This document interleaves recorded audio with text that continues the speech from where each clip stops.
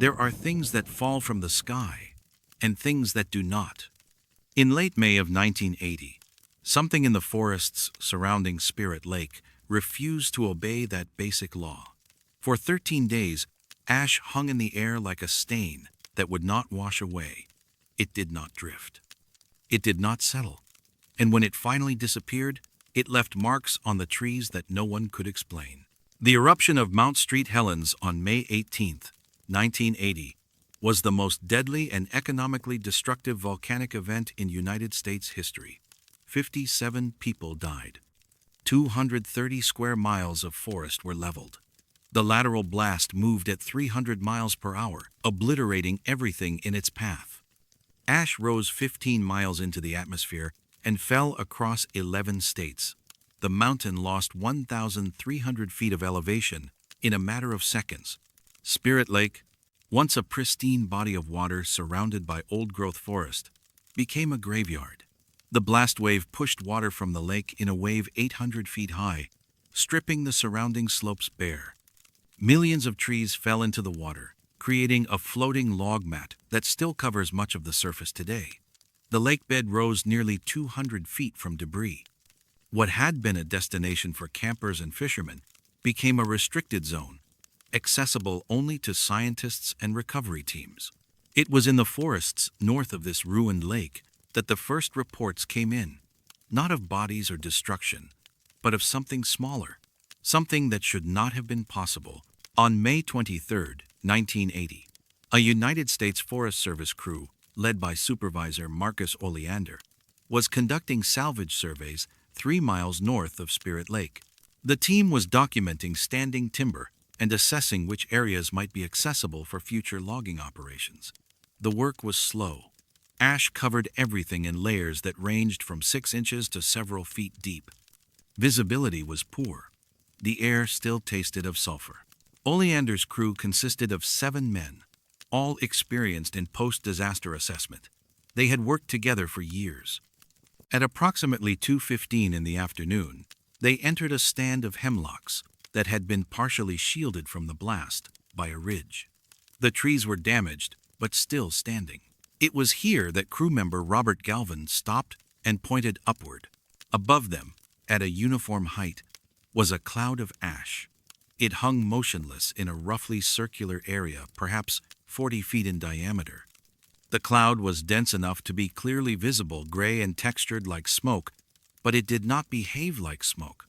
There was wind that day, enough to move the branches of the damaged trees, enough to kick up ash from the ground in small devils that spun and died. But the cloud above them did not move. Oleander later wrote in his incident report that his first assumption was that they were witnessing some kind of thermal effect. Heated air rising from the ground, carrying ash upward in a column. But the air beneath the cloud was not warm. He held his hand up toward it. Nothing. The temperature was consistent with the surrounding forest. The crew spent 20 minutes observing the phenomenon. Galvin threw a rock upward into the cloud. It passed through without disturbing the ash.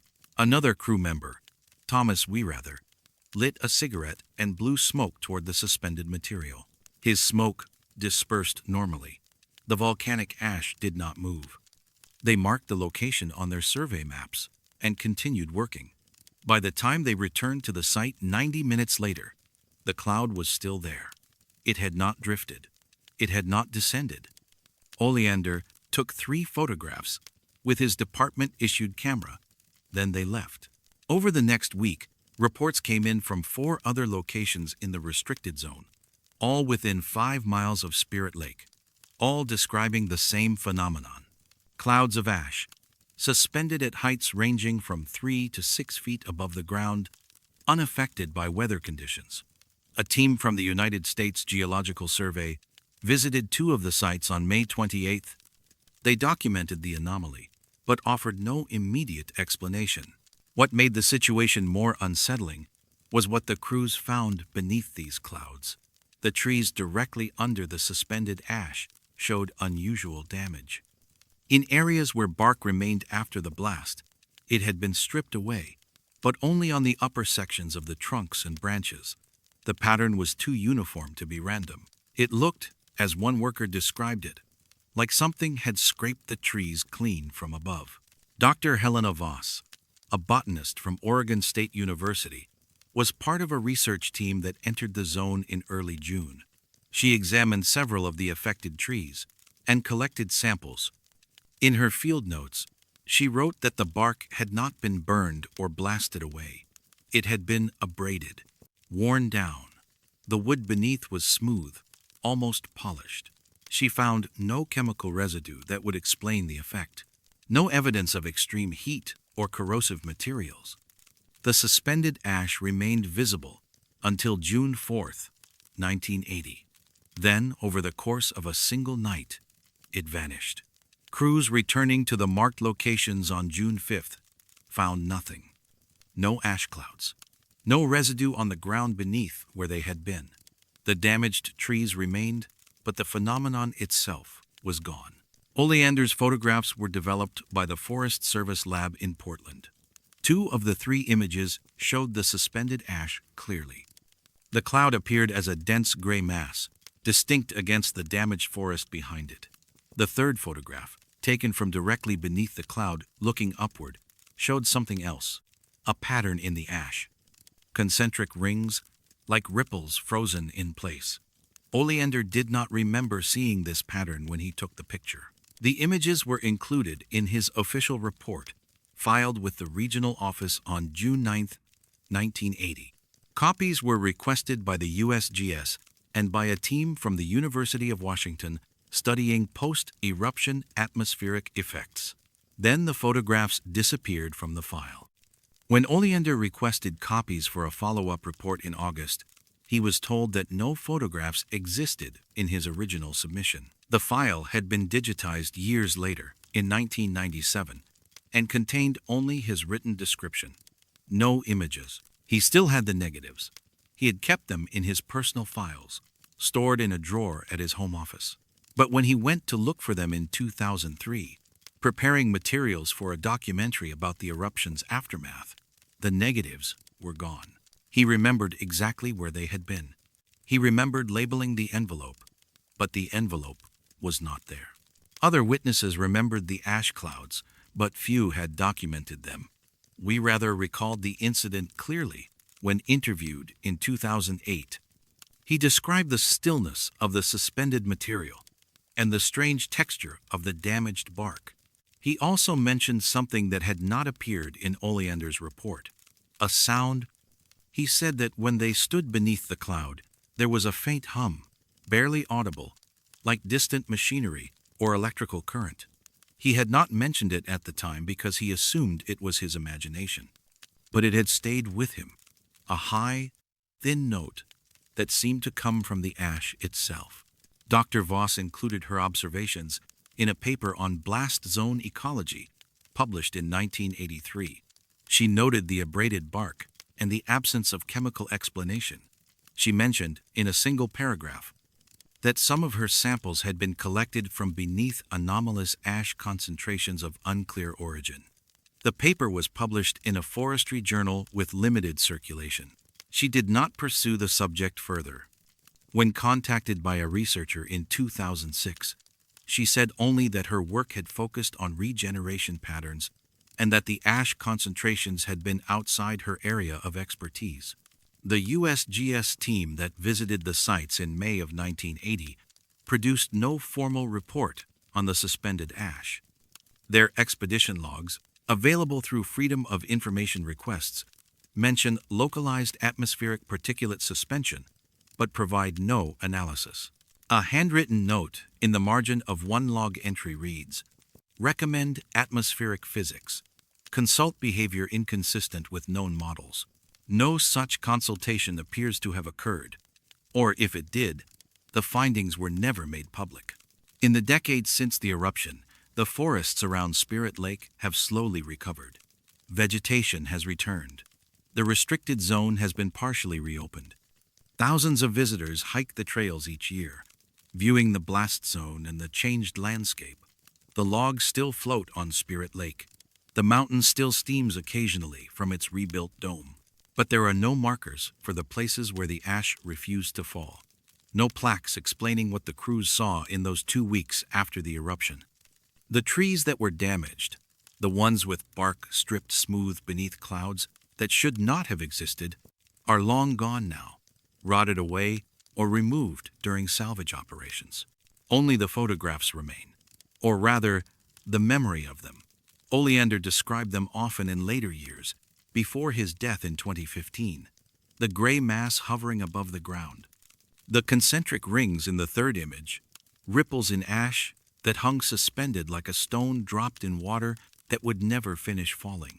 And beneath it all, if you believed a sound, high and thin and wrong, the kind of sound that makes you understand that what you are seeing is not behaving the way the world is supposed to work.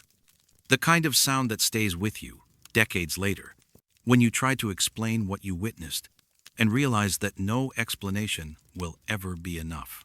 The ash is gone now, but the trees remember, and so do the men who stood beneath something that refused to settle, watching it hang in the air like a question that was never answered.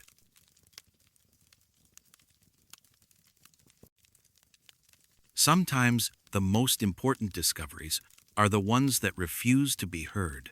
Johnston Ridge sits 5 miles north of Mount Street Helens, a promontory of rock and soil that offers an unobstructed view of the volcano's north face. Before May 18, 1980, it was considered an ideal location for monitoring equipment. The elevation provided clear lines of sight. The distance was close enough for sensitive instruments, but far enough to be considered safe by the standards of the time. The United States Geological Survey established a temporary observation post there in March of 1980, as seismic activity beneath the mountain began to increase. The ridge is named for David Johnston, the volcanologist who died there during the eruption. He was operating a monitoring station when the lateral blast reached his position at 8:32 in the morning. His last radio transmission, sent moments before, reported the beginning of the eruption. His body was never found. The ridge where he worked was scoured clean, buried under debris, then gradually excavated and transformed into an observatory and visitor center that opened in 1997. But Johnston was not the first scientist to work on that ridge, and the equipment recovered after the eruption contained more than seismograph readings and radio logs. Dr. Sarah Kellerman arrived at the temporary monitoring station on March 27, 1980. She was 34 years old, a geophysicist specializing in volcanic acoustics. Her work focused on the sounds produced by magma movement, the low-frequency vibrations that could provide early warning of eruptions. She had published papers on infrasound detection and had worked at monitoring stations in Hawaii and Alaska, Mount Street. Helens, awakening after 123 years of dormancy, represented an opportunity to collect data that might save lives. The station where she worked was a prefabricated shelter, 12 feet by 8 feet, containing seismographs, radio equipment, and recording devices. It was powered by a gas generator. Supplies were delivered by helicopter every 4 days. Kellerman worked alone, though other scientists visited periodically. Her assignment was to maintain continuous audio monitoring of subsurface activity, using sensitive microphones buried at various depths around the station. She kept detailed handwritten logs. These logs, stored in a waterproof container, survived the eruption. The recording equipment did not survive intact, but the tapes themselves were recovered during excavation work in 1982, sealed in a metal case that had been thrown nearly half a mile from the station's original location. There were 23 tapes in total, reel-to-reel format, standard for field recording at the time. Each tape could hold approximately 2 hours of audio. According to Kellerman's logs, she had recorded 47 hours of what she called anomalous subsurface acoustic phenomena between March 30th and April 9th, 1980. The logs describe sounds in careful detail, deep resonances, high-frequency pulses, something she repeatedly referred to as crystalline fracturing, which she noted occurred in distinct patterns, always between 2 and 4 in the morning. On April 2nd, she wrote, "The sound is like glass breaking underground, but in reverse, as if something is being assembled rather than destroyed." On April 5th, the pattern repeats every 73 minutes. "I have verified this across multiple systems. It is not equipment malfunction. It is coming from approximately 2 miles below the surface, northwest quadrant." On April 7th, "I do not know how to describe this in technical terms. The sound feels intentional. That is not scientific language. I am aware, but intentional is the only word that fits." The tapes were sent to the USGS laboratory in Menlo Park, California, for analysis in August of 1982. Dr. Raymond Okada, an acoustic specialist, was assigned to review them. His report, filed on September 14, 1982, is 3 pages long. Every tape was blank, not erased, not damaged, simply blank. 47 hours of tape contained only 2 sounds: silence and breathing. Kellerman's breathing, presumably, though it was never definitively identified. The breathing was rhythmic, consistent with someone sitting quietly, working, but there was nothing else. No subsurface sounds, no crystalline fracturing, no deep resonances or high-frequency pulses. Dr. Okada's report noted that the recording equipment had been damaged during the eruption, but the tapes themselves showed no signs of exposure to extreme heat or magnetic interference. The tape quality was good. The silence was clean. If the equipment had malfunctioned, there should have been noise, static, distortion. Instead, there was nothing but the sound of someone breathing in a room that should have been full of the sounds she was there to record. Kellerman's colleague, Dr. Benjamin Ashford, visited her at the station on April 3, 1980. He stayed for 6 hours, assisting with equipment calibration. In an interview conducted in 1994, he recalled that visit with uncomfortable precision. He said Kellerman had seemed focused, perhaps overly so. She played back several recordings for him using headphones. She asked him what he heard. He heard nothing unusual: background noise, wind, the hum of the generator. She insisted he listen more carefully. She said the pattern was obvious once you learned to hear it. She replayed the same 30-second section 4 times. He heard nothing that matched her descriptions in the logs. Ashford remembered asking her if she had been sleeping well. The station was isolated. The work was stressful. She told him she was sleeping fine. Then she made a comment that stayed with him. She said the sounds were clearest when she was not trying to listen for them, that they seemed to exist in a frequency range that required a particular kind of attention. She used the phrase peripheral auditory focus, which was not a recognized term in acoustic science. He left the station that evening feeling unsettled, not because he thought anything was wrong with the equipment or the data, but because Kellerman had seemed so certain of what she was hearing, and he had heard nothing at all. Another visitor, graduate student Patricia Navarro, arrived on April 8th to deliver supplies. She stayed for less than an hour. In her own notes from that period, archived at the University of Washington, she wrote that Kellerman had been agitated but not distressed. Kellerman had shown her the logs and tried to demonstrate the sounds. Navarro recalled putting on the headphones and hearing only static and distant rumbling, which was consistent with normal seismic activity. Kellerman had seemed frustrated but not surprised by her inability to hear the patterns. Navarro also noted that Kellerman mentioned something unusual. She said that sometimes, when the sounds were occurring, her watch would run slow. She had verified this against the station's chronometer. During specific episodes of what she called the crystalline patterns, her wristwatch would lose approximately 3 minutes over the course of an hour. Then it would correct itself. Navarro did not know what to make of this claim. She did not investigate further. Kellerman left the station on April 10th, 1980, as part of a scheduled rotation. David Johnston arrived to take over monitoring duties on April 12th. He was there when the mountain erupted. Kellerman was at the USGS office in Vancouver, Washington, 60 miles away when she heard the news. In the months following the eruption, she attempted to obtain copies of her recordings. The process was slow. There were more urgent priorities. 57 people had died.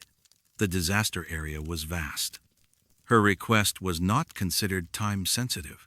When the tapes were finally analyzed in 1982, she was no longer working for the USGS. She had taken a position with a private geotechnical firm in Denver. Dr. Okada contacted her by phone to inform her of the findings. She asked him to send her copies of the tapes. He did. She listened to them, according to a letter she later wrote to a colleague, and confirmed what he had found. Silence and breathing, nothing more. But she also wrote something else in that letter, dated November 9th, 1982. She said that listening to the tapes had triggered a memory she could not quite access. She described it as a feeling of recognition without content. She said she knew the sounds had been there. She knew what they had sounded like. But she could not remember them clearly enough to describe them now. It was, she wrote, like trying to recall a word that sits just beyond reach. The shape of it is present. The meaning is absent. She requested access to her handwritten logs. She wanted to compare her descriptions to her memory. The request was approved. The logs were sent to her in December of 1982. She kept them for 3 weeks. Then she returned them with a brief note saying only that they had not helped clarify the situation. Kellerman left the geotechnical firm in 1984. She moved to New Mexico and took a teaching position at a small college. She published nothing further on volcanic acoustics. Colleagues who remained in contact said she seemed well, though quieter than before. She retired in 2006 and died in 2018. Her personal papers were donated to the university where she had taught. They contained nothing related to Mount Street Helens or the recordings. The tapes themselves remain in storage at the USGS archives in Menlo Park. They have been digitized. The digital files contain the same thing the original tapes contained: silence, breathing, nothing more. But the logs still exist. 47 hours of detailed descriptions of sounds that were never captured. Patterns that repeated with mathematical precision. A phrase that appears 6 times across different entries, like glass breaking underground, but in reverse. And a question that no one has answered. If the equipment was functioning, and the tapes were undamaged, and Kellerman was a trained scientist with no history of instability or fabrication, then what was she hearing in that small station on Johnston Ridge in the weeks before the mountain erupted? What sounds can exist in a space but refuse to be recorded? What patterns can a human ear detect that a machine cannot? And if those sounds were real, where did they go? The ridge is a visitor center now. Thousands of people stand where Kellerman once worked, looking at the crater and the rebuilt dome. They learn about the eruption. They see photographs of the destruction. They hear recordings of the lateral blast captured by other stations farther away. But they do not hear what she heard. No one does. The tapes hold only her breathing in a room full of silence. The steady rhythm of someone listening to something that left no trace except in the careful handwriting of a woman who spent 10 days trying to document the impossible.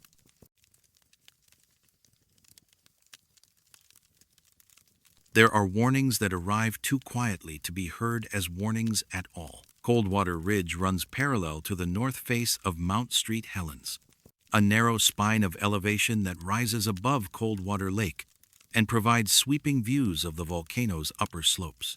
In May of 1980, it was a popular destination for experienced hikers and climbers preparing to summit the mountain.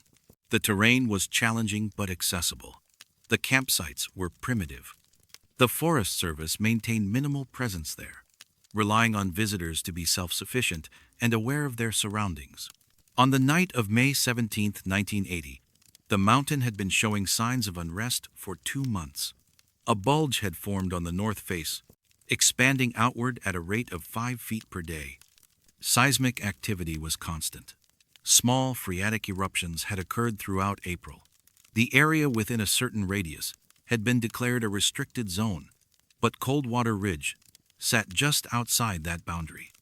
It was considered safe. 11 people camped there that night, in 3 separate groups that did not know each other.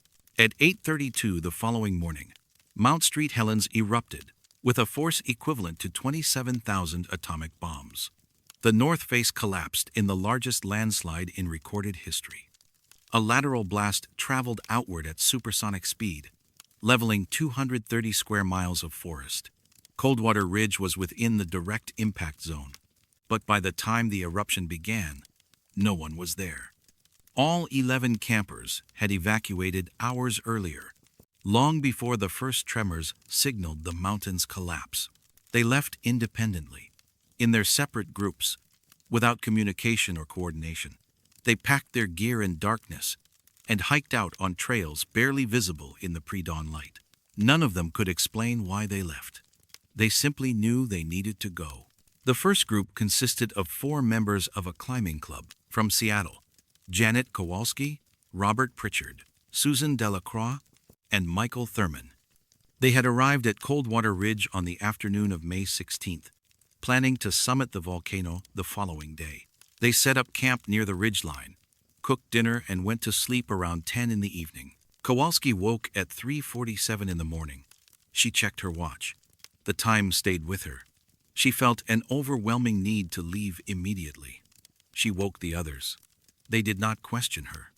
Within 20 minutes, they were hiking down the trail. None of them spoke during the descent. They reached their vehicle at the trailhead just after 5:30 and drove south. They were 50 miles away when the mountain erupted. The second group was a couple, Daniel and Margaret Iverson, from Portland. They had been camping at Coldwater Ridge for 2 nights, planning to stay through the weekend. They had no intention of leaving early, but at 3:47 on the morning of May 17th, Daniel woke and immediately began packing. Margaret woke moments later and did the same. They left camp within 15 minutes. They told each other later that it had felt like following instructions they could not remember receiving. The third group was larger. 5 friends from Yakima, all in their mid-20s: Christopher Bauman, Angela Toretti, Kevin Lindstrom, Patricia Oakes, and Ramon Salazar. They had been celebrating Bauman's birthday with a weekend camping trip. They went to sleep late, after midnight. At 3:47, all 5 woke simultaneously. Salazar, who wore a digital watch, noticed the exact time. They discussed whether to leave. The conversation lasted less than 2 minutes. They left. None of these people knew each other. None of them communicated during the evacuation. All of them survived because they left Coldwater Ridge hours before it ceased to exist. For 15 years, they did not know about the others. They went on with their lives. Some of them talked about that night. Some of them did not. But in 1995, a Seattle journalist named Lauren Hatch was researching a retrospective piece on the eruption for its 15th anniversary. She interviewed several survivors and evacuation witnesses. During these interviews, she noticed a pattern.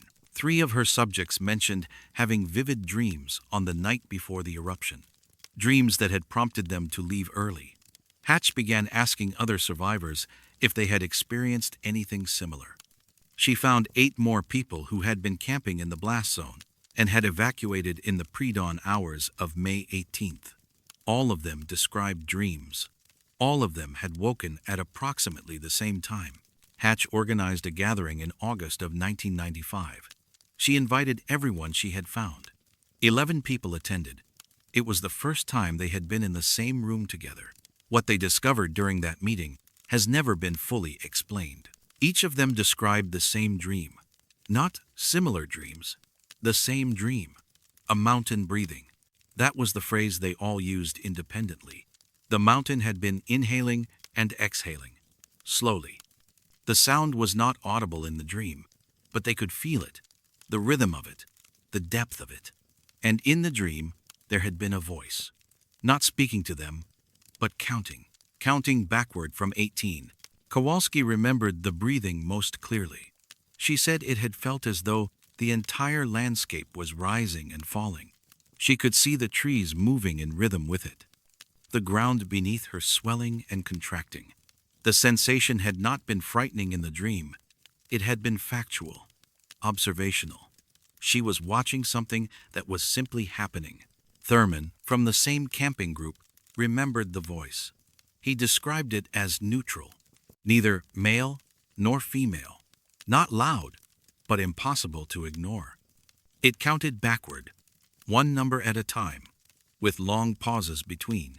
He remembered reaching 14 before he woke up. Margaret Iverson remembered both the breathing and the counting. She also remembered something else. In her dream, she had been standing on the ridge, looking at the mountain, and she had understood that the breathing was not the mountain itself. It was something beneath the mountain. She could not explain how she knew this. It had simply been clear to her in the dream. Salazar remembered waking at the exact moment the counting reached 0. He had not heard 0. He had felt it, a silence that was heavier than sound. And then he was awake, looking at his watch, seeing 3:47, and knowing he needed to leave immediately. All 11 of them had woken within a window of less than 5 minutes. All 11 had evacuated, without understanding why. And all 11 had experienced the same dream on the same night, in 3 separate campsites, spread across nearly a mile of ridgeline. Hatch recorded the 1995 meeting. The audio still exists, archived at the University of Washington. The tone of the conversation is calm, but deeply unsettled. These were rational people describing an irrational shared experience. They questioned their own memories. They looked for explanations, seismic tremors that might have caused similar physiological responses, infrasound from the volcano affecting their sleep patterns, coincidence amplified by suggestion, and the 15-year gap between the event and their discovery of the pattern. But none of these explanations addressed the specificity of the details.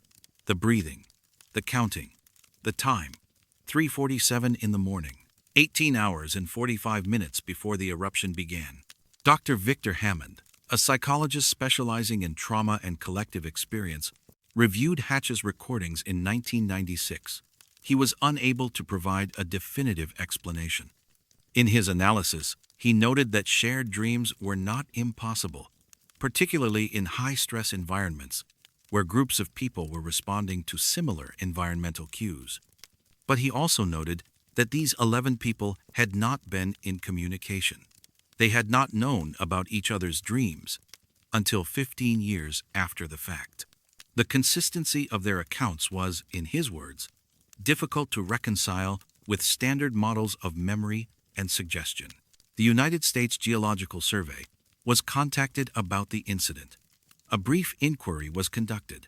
No official report was issued.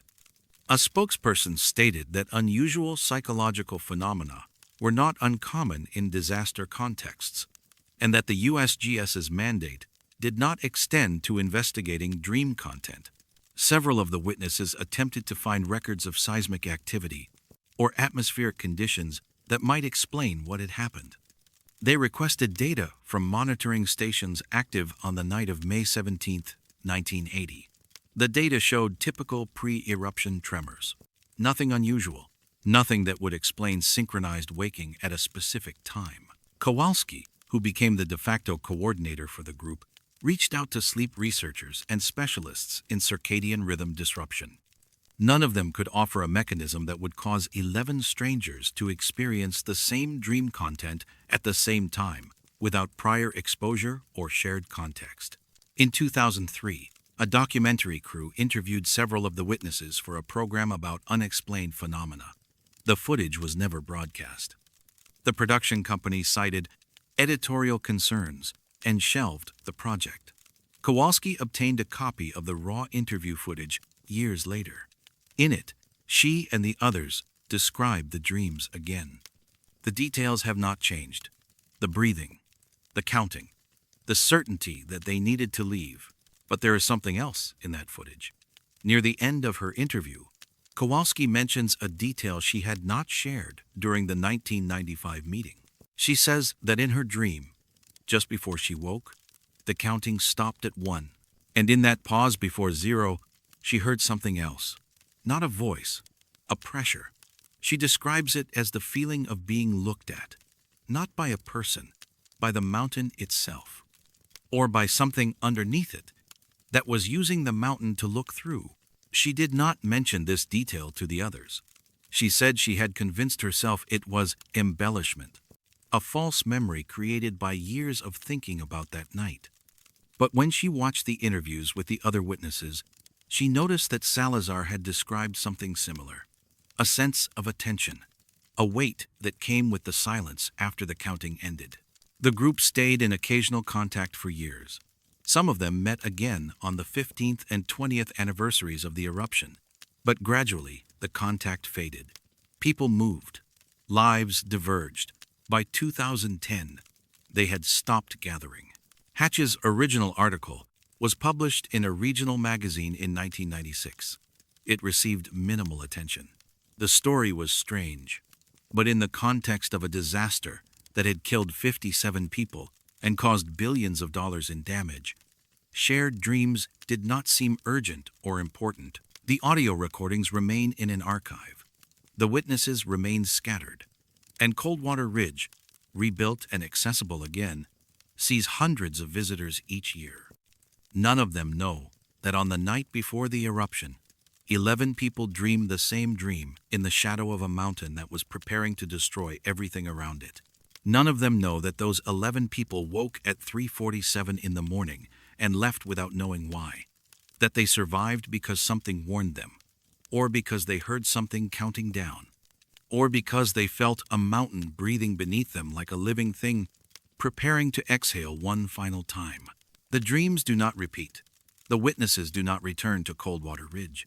And the mountain, rebuilt into a quieter shape, gives no indication that it ever spoke to anyone at all.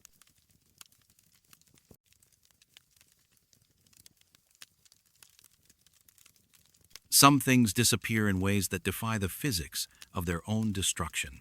The Green River Seismic Station was built in 1978 as part of the Pacific Northwest Seismic Network, a collection of monitoring installations designed to track earthquake activity along the Cascadia subduction zone. The station sat on a rocky outcrop above the Green River Valley, 12 miles southeast of Mount Street, Helens, and roughly 23 miles from the nearest town. It was a small structure, prefabricated and practical, 12 feet by 10 feet, reinforced concrete walls 8 inches thick, a steel roof bolted to a frame, designed to withstand wind speeds exceeding 100 miles per hour. The station was automated. It required no permanent staff. Technicians visited monthly to replace recording media and perform maintenance. Inside were seismographs, radio transmission equipment, batteries, and a small diesel generator. The entire structure, including equipment, weighed approximately 4 tons. It was anchored to bedrock, with steel bolts drilled 18 inches deep. The station's purpose was simple. It recorded seismic events and transmitted data to the University of Washington in Seattle. The equipment operated continuously. In the months leading up to May 18, 1980, it recorded the increasing unrest beneath Mount Street Helens, thousands of small earthquakes, harmonic tremors, the steady buildup of pressure that indicated magma movement. On the morning of May 18th, the station transmitted data as usual. At 8:31 and 42 seconds, it sent its final packet. Then the transmission stopped. At 8:32, Mount Street Helens erupted. The lateral blast from the eruption traveled at speeds exceeding 300 miles per hour. It destroyed everything in a fan-shaped zone extending north from the volcano. The Green River Valley was not in the direct path of this blast, but it was close enough to experience extreme winds, ashfall, and pyroclastic surges. Trees were knocked down. The landscape was scoured. Recovery efforts began weeks later, once the area was deemed safe enough for teams to enter. On June 23, 1980, a crew from the United States Geological Survey reached the site where the Green River Seismic Station had been located. They found the foundation. The concrete pad was intact. The steel anchor bolts were still embedded in the bedrock, but they had been sheared off at ground level. The bolts showed clean breaks, as if the structure had been pulled straight upward with sufficient force to snap hardened steel. The building was gone. 4 tons of reinforced concrete, steel framing, and equipment had vanished. The crew searched the surrounding area. They covered a radius of 2 miles. They found debris from trees, scattered equipment from other destroyed structures, and ash deposits several feet deep. But they found no trace of the seismic station. Dr. Leonard Marquardt led the recovery effort. He had been involved in the installation of the station in 1978 and knew its construction specifications. In his report, filed on July 8, 1980, he noted the absence of any debris field. When structures are destroyed by explosive force or extreme winds, they leave fragments. Concrete breaks into pieces. Steel bends or tears. Equipment shatters. But at the Green River site, there was nothing. Only the foundation and the sheared bolts. Marquardt's report also included analysis of the final transmission.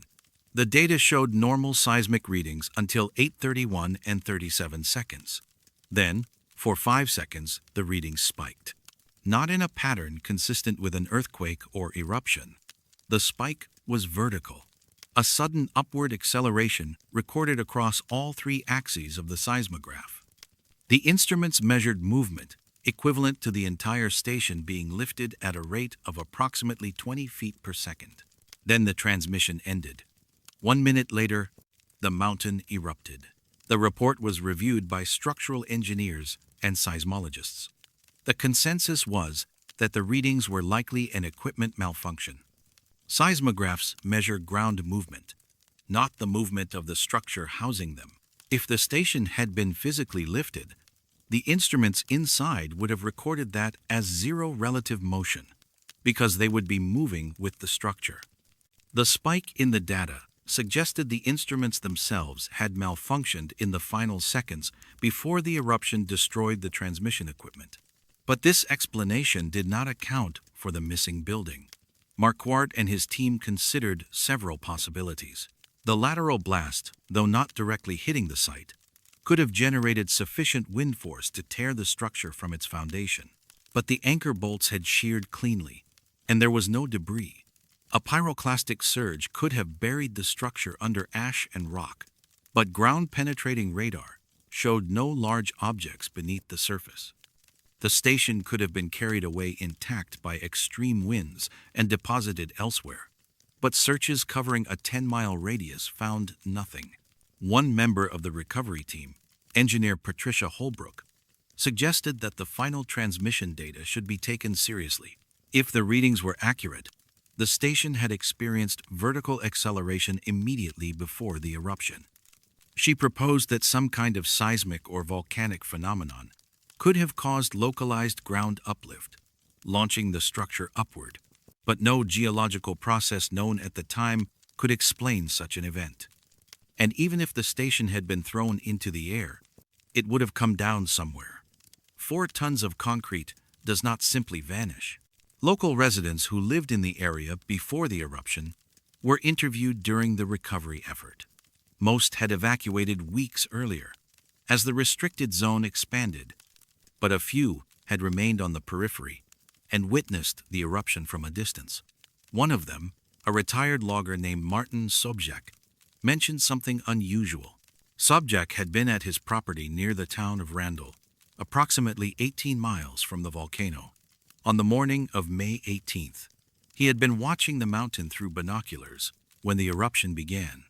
He described the initial collapse of the north face and the lateral blast, but he also mentioned seeing something else just before the main eruption.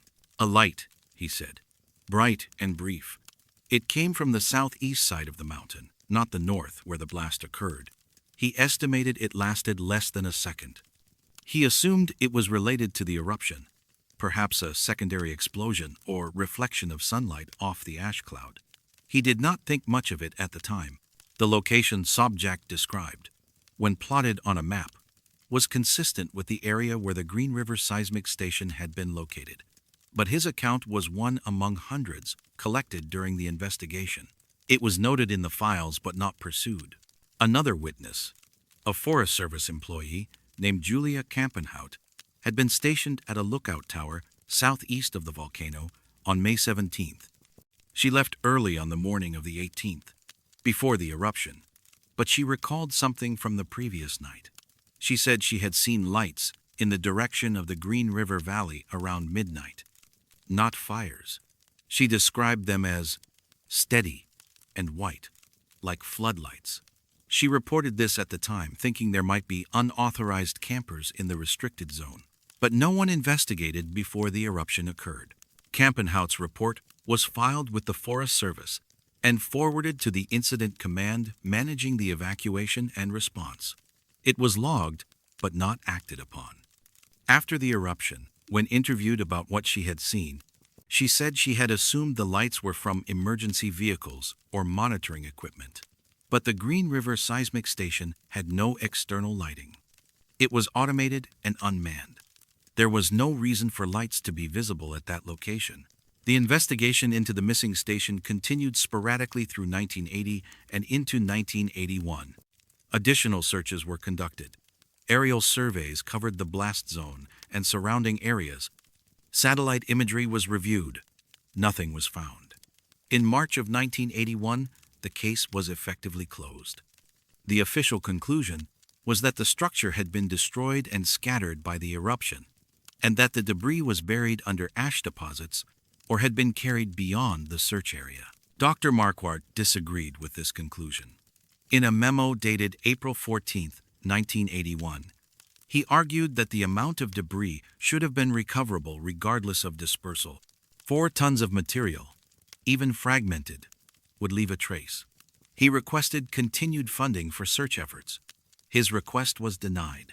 The memo was filed and forgotten. In 1993, a hiker found a piece of equipment in a ravine near Elk Pass, approximately 14 miles northwest of the Green River site. The equipment was identified as a radio transmitter, consistent with the type used in seismic stations in the late 1970s. The casing was damaged but intact. It was sent to the USGS for analysis. The serial number matched components installed at the Green River seismic station. The location where it was found was not in the path of the lateral blast. There was no clear mechanism by which the transmitter could have traveled from the station to that ravine. Marquardt, still working for the USGS at the time, reviewed the finding. He noted in his personal records that the transmitter showed no signs of explosive damage or extreme heat.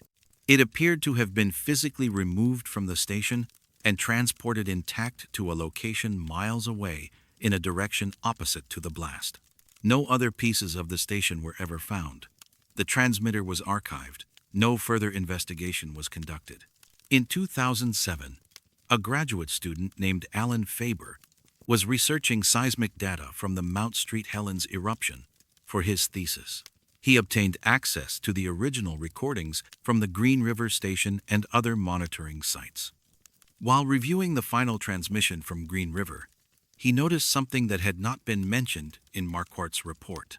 In the 5 seconds before the transmission ended, there was a secondary signal embedded in the data, a low-frequency oscillation, barely detectable, that did not match any known seismic signature. Faber analyzed it using modern digital tools. The pattern was rhythmic, regular. It repeated 3 times in those 5 seconds, then stopped when the transmission ended. Faber included this finding in his thesis. He noted that the signal could be an artifact of the equipment failure or interference from the eruption, but he also noted that the frequency and pattern were unusual. His thesis was approved. The observation was not pursued further. The foundation of the Green River seismic station still exists. It is overgrown now, barely visible beneath vegetation that has reclaimed the area. The site is not marked. Few people know it is there. The anchor bolts remain, sheared off at ground level, rusted but intact after more than 4 decades. The building that once stood there is gone. 4 tons of reinforced concrete, lifted from bedrock and erased from the landscape. The final transmission recorded it rising. The instruments measured acceleration. The data was logged. And then there was silence.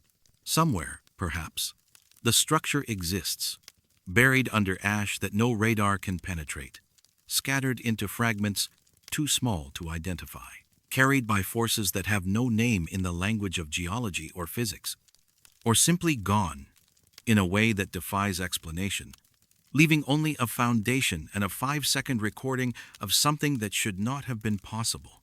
The mountain still stands. The monitoring network still operates. And the Green River site remains a blank space on the map, where something was and then was not, for reasons that were never determined and never will be.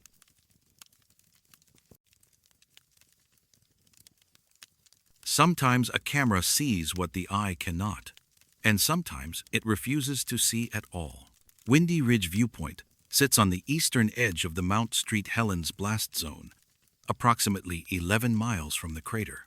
The site offers an unobstructed view of the volcano's devastated north face and Spirit Lake below.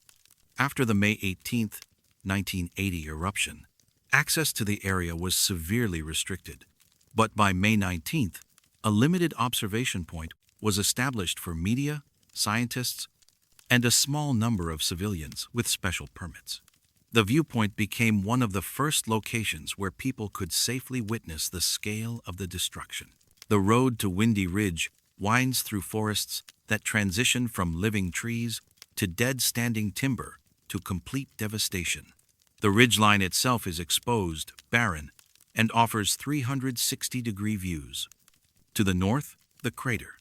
To the south and east, damaged but recovering forest. The elevation is approximately 4,000 feet. Weather conditions in late May were clear but cold, with ash still settling from the atmosphere. Between May 19th and May 23rd, approximately 200 people visited Windy Ridge. Most were journalists, researchers, or recovery personnel. Some were local residents who had obtained permits to see what remained of the landscape they had known. Nearly everyone brought cameras. Film photography was the standard in 1980. Cameras ranged from professional 35mm equipment to simple point-and-shoot models. Film brands varied: Kodak, Fuji, Agfa, different speeds, different sensitivities. But every photograph taken facing north during those 5 days developed with the same defect. The first reports came from a Seattle newspaper photographer named Douglas Renfro. He had visited Windy Ridge on May 19th to document the crater for a feature story. He used a Nikon F3 with professional-grade Kodak Tri-X film. He took 42 photographs during his visit. 17 of them faced north toward the volcano. When he developed the film 2 days later, those 17 images all contained a circular gray area in the center of the frame, approximately 2 inches in diameter on the negative. The circle was uniform, perfectly round. It obscured the crater and surrounding terrain. The rest of each photograph was normal. Renfro assumed his camera had a defect. He checked the lens. No scratches. No internal dust or damage. He tested the camera with new film. The subsequent photographs developed normally. He returned to Windy Ridge on May 22nd with a different camera, a backup Canon. He took 12 more photographs facing north. All 12 developed with the same gray circle. Other photographers began reporting the problem on May 20th and 21st. A television crew from Portland noticed it when reviewing footage. Their film cameras had captured still frames for print media, and every frame facing the crater showed the circular anomaly. A family from Yakima, granted a permit to view the damage near their former vacation property, took photographs with a basic Kodak Instamatic. The prints came back from the drugstore developer with gray circles in every image facing north. By May 22nd, enough people had experienced the phenomenon that informal discussions began among the press corps and scientists at the site. Everyone compared their photographs. The defect was identical across all images. Same size, same position, same uniform gray tone. It did not matter what camera was used, what film, what exposure settings, or what time of day the photograph was taken. If the lens faced north toward the crater, the circle appeared.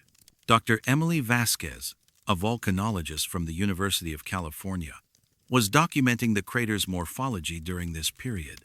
She had taken extensive photographs on May 19th and 20th. All of her northward-facing images were unusable due to the defect. On May 21st, she conducted a test. She set up 3 cameras on tripods at Windy Ridge: a 35mm SLR, a medium-format Hasselblad, and a Polaroid instant camera. She aimed all 3 north and triggered them simultaneously. The 35mm and Hasselblad images developed days later with the expected gray circle. The Polaroid, which developed immediately, showed the circle forming over the course of the 60-second development time. The image emerged normally for the first 30 seconds. Then the gray area appeared in the center and expanded to its final size. Vasquez documented this test in her field notes. She also noted that photographs taken from the same location facing any other direction developed without defect: east, south, west, all clear, only north. A journalist named Catherine Brandt, working for a regional magazine, began collecting affected photographs. She contacted everyone she could find who had visited Windy Ridge during those days. She gathered over 80 examples. All showed the same anomaly. She brought the collection to a photo lab in Seattle and asked the technicians to examine them. The lab found no evidence of chemical contamination, light leaks, or processing errors. The circles were present on the negatives themselves, not added during development. Brandt contacted Kodak's Technical Support Division. She sent sample negatives and prints. On June 4, 1980, a technician named Harold Yim responded with a brief letter. He stated that the company had examined the samples and found no manufacturing defects in the film. He suggested that the anomaly was likely caused by environmental factors at the location where the photographs were taken. He did not elaborate on what those factors might be. Brandt pressed for more information. She called Kodak's headquarters in Rochester, New York. She spoke with a senior engineer named Rita Kovalenko, who agreed to review the case personally. Kovalenko requested additional samples and camera equipment from several photographers. She received 4 cameras that had been used at Windy Ridge and tested them under controlled laboratory conditions. All 4 cameras functioned normally. Film exposed in those cameras, processed in Kodak's own facilities, showed no defects. Kovalenko's report, dated June 18, 1980, concluded that the phenomenon was not caused by the cameras or the film. She hypothesized that some form of localized electromagnetic interference at Windy Ridge had affected the film during exposure. But she noted that this explanation was speculative. Standard electromagnetic fields do not produce uniform circular exposure patterns. She recommended further investigation by specialists in atmospheric physics or geophysics. No such investigation occurred. The phenomenon ended abruptly. On May 24th, photographers at Windy Ridge took pictures facing north. The images developed normally. No gray circles, no defects. The exact time when the anomaly ceased is unclear, but based on timestamps and witness accounts, it appears to have stopped sometime between midnight and dawn on May 24th. Douglas Renfro returned to Windy Ridge on May 25th. He took a full roll of film, all angles, including multiple shots facing north. Every image developed perfectly. He compared these new photographs to the ones he had taken 6 days earlier. The landscape was identical. The lighting conditions were similar, but the circles were gone. Dr. Vasquez attempted to replicate her earlier test. She used the same cameras, the same film types, the same location. No anomaly appeared. She continued visiting Windy Ridge throughout the summer of 1980, taking photographs each time. None of them showed the defect. Several theories were proposed. The most common involved atmospheric ash particles. In the days immediately following the eruption, ash was still suspended in the air at varying concentrations. Perhaps the ash had created a localized optical effect, diffracting light in a way that caused uniform circular exposure on film. But this theory could not explain why the effect was identical across different camera types and film formats, or why it only occurred when cameras faced north. Another theory suggested volcanic gases, sulfur dioxide, and other compounds were being released from the crater during this period. Perhaps these gases, in specific concentrations, reacted with film emulsion. But tests conducted later showed that film exposed to volcanic gases typically displayed irregular discoloration or fogging, not precise geometric shapes. A few people mentioned electromagnetic activity. The eruption had released enormous energy. Seismic activity was ongoing. Perhaps some form of electromagnetic pulse or field had persisted in the area, affecting photographic equipment. But handheld compasses worked normally at Windy Ridge during those days. Radio equipment functioned without unusual interference, and electromagnetic fields strong enough to affect film would likely have caused other detectable effects. Catherine Brandt published an article about the phenomenon in July of 1980. It appeared in a small regional publication and received limited attention. A few other outlets picked up the story, but it was quickly overshadowed by ongoing coverage of the eruption's aftermath, recovery efforts, and scientific analysis of the disaster itself. The affected photographs were kept by their owners. Some are preserved in archives. The University of Washington has several examples in its Mount Street Helens collection. They are filed under unresolved anomalies alongside other odd reports from the eruption period. Researchers occasionally examine them, but no consensus explanation has emerged. In 2008, a photographer and physics enthusiast named Trevor McComb analyzed digital scans of the affected images. He used software to measure the precise dimensions and optical density of the gray circles. He found that they were not perfectly uniform. There were subtle variations in density, forming concentric rings within the larger circle. The pattern was not random. It repeated across different photographs. McComb published his findings on a personal blog. He suggested the pattern resembled interference fringes, similar to those created by coherent light sources. But there were no lasers or coherent light sources at Windy Ridge in 1980. The original negatives have degraded over time. Some have been lost, but enough remain to confirm the accounts. Between May 19th and May 23rd, 1980, every camera aimed north at Windy Ridge captured something it should not have. A gray circle. Uniform, unexplained. Present for 5 days, then gone. Dr. Vasquez kept the Polaroid photograph from her test, the one that showed the circle forming during development. She included it in presentations about her work on Mount Street. Helens, always mentioning it as a curiosity, never as a central finding. In an interview years later, she said the image unsettled her, not because of what it showed, but because of what it implied. That for 5 days, something was present at that location, something that interacted with light or film, or the space between the camera and the crater. And then, it was not. Windy Ridge is accessible now. Thousands of people visit each year. They take photographs facing north. The images develop normally. The crater is visible. Spirit Lake spreads below. The devastation has softened into a landscape of recovery. But in archives and private collections, there are still photographs from those 5 days. Images where the center is gone, replaced by a gray circle that no one can explain and no one can reproduce. The cameras saw something, or they saw nothing, and for reasons that were never determined, they recorded that nothing as a perfect, persistent void in the center of every frame that faced the mountain.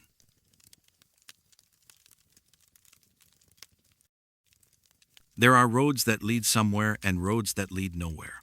But the strangest are the roads that lead somewhere only in memory. The town of Cougar, Washington sits at the southern base of Mount Street Helens, population approximately 150.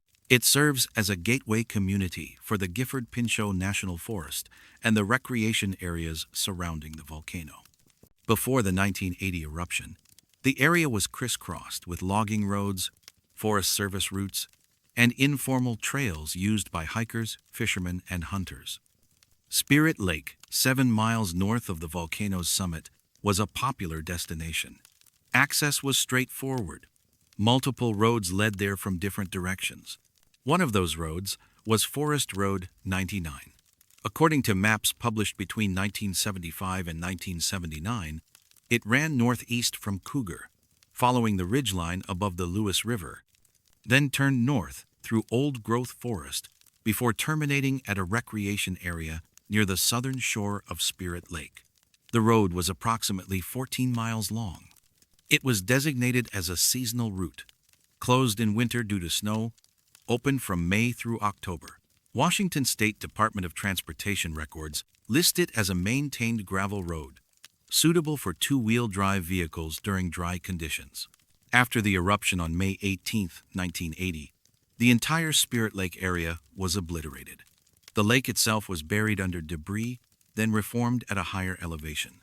The forests were flattened, roads were destroyed or buried under hundreds of feet of volcanic material.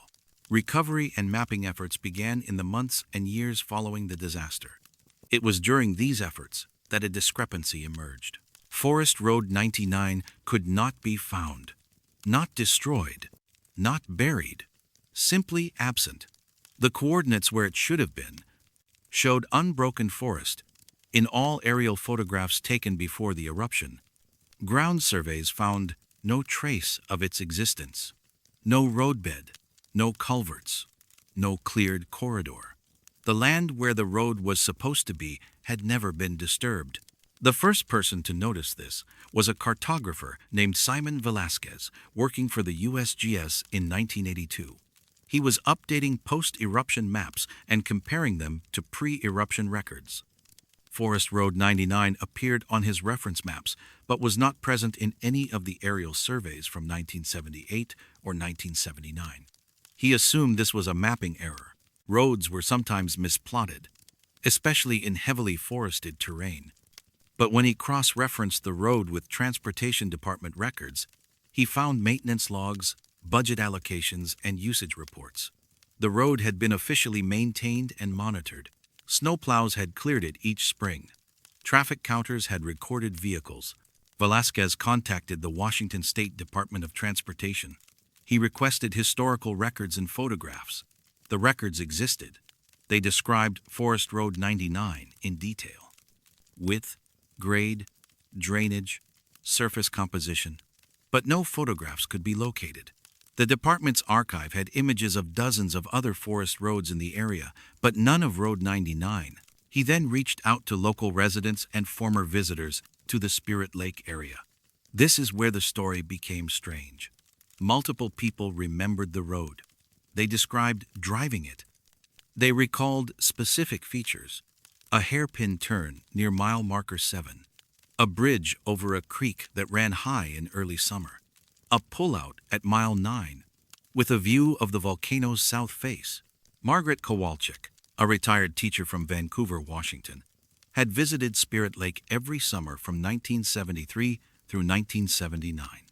She and her husband always took Forest Road 99 from Cougar. She remembered it clearly, narrow but well-maintained, shaded by Douglas firs.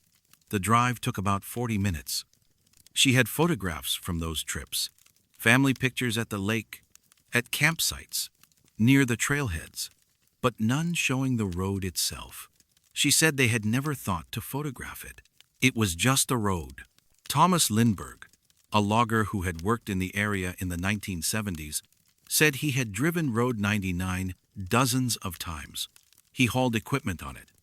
He remembered the condition of the surface, the places where it washed out during heavy rain, the sections that needed grading. He recalled filing reports about its condition with the Forest Service. He provided dates: spring of 1976, fall of 1978.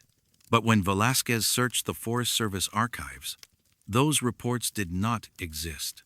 A journalist named Rebecca Tanaka investigated the story in 1984. She interviewed 18 people who claimed to have used Forest Road 99. Their descriptions were consistent. They all remembered the same route, the same landmarks, the same general character of the road, but none of them had photographs of it. None of them could produce receipts, permits, or any physical evidence that they had been on that specific road, rather than one of the other routes to Spirit Lake. Tanaka obtained aerial photographs from the USGS, taken in June of 1978 as part of a routine forest survey. The images covered the entire area where Road 99 was supposed to exist. She compared them to the maps. The maps showed a road. The photographs showed unbroken forest, trees at least 80 years old, based on their size and density. No clearings, no linear features, no signs of human activity. She brought the photographs to Dr. Helena Petrov, a forestry specialist at Oregon State University. Petrov examined them and confirmed that the area depicted had not been logged or cleared in recent decades. The forest was mature, continuous, and undisturbed. If a road had existed there, it would have required removing hundreds of trees. The evidence of that removal would be visible for years afterward, even if the road itself had been abandoned. But there was no such evidence. Tanaka also interviewed Arnold Mowbray, a civil engineer who had worked on forest road projects in the Gifford-Pinchot National Forest during the 1970s. He reviewed the maintenance records for Forest Road 99. The records appeared legitimate. They included specific technical details, gravel tonnage, grading schedules, culvert installations. But Mowbray noticed something unusual. The records referenced survey markers and benchmark coordinates. He checked those coordinates against the USGS geodetic database. The markers did not exist. They had never been installed. The story was published in a regional newspaper in October of 1984. It attracted limited attention. Most readers assumed it was a bureaucratic error. Maps were wrong. Records were misattributed. The road had been a different road, misidentified in the archives, but the people who remembered driving it insisted otherwise. They knew the area. They knew the other roads. Forest Road 99 had been distinct. It had been real. One of those people was a Forest Service ranger named Victor Holmgren. He had been stationed at the Spirit Lake Ranger Station from 1975 to 1979. He patrolled the roads in the area regularly. He remembered Road 99 clearly. He had driven it at least once a week during the summer seasons. He recalled pulling over to help a family with a flat tire near mile marker 5 in July of 1977. He remembered the location precisely because it was near a trailhead he monitored.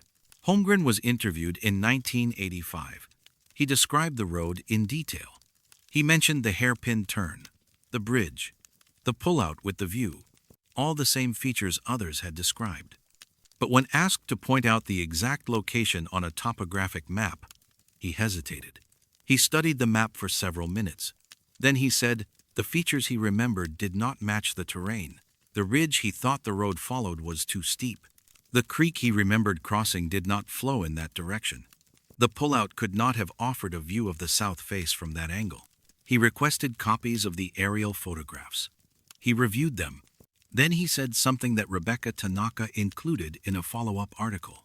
He said the photographs showed what should be there. But what should be there and what he remembered were not the same thing. He did not know how to reconcile that. The Washington State Department of Transportation conducted an internal review in 1986. They examined the records for Forest Road 99 and compared them to other roads in the system.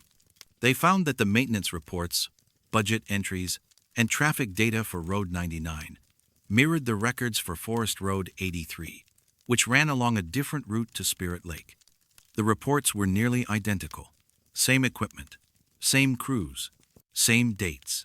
It appeared that the records had been duplicated, possibly as a filing error, and attributed to a road that did not exist. The department issued a memo stating that Forest Road 99 had been an administrative error.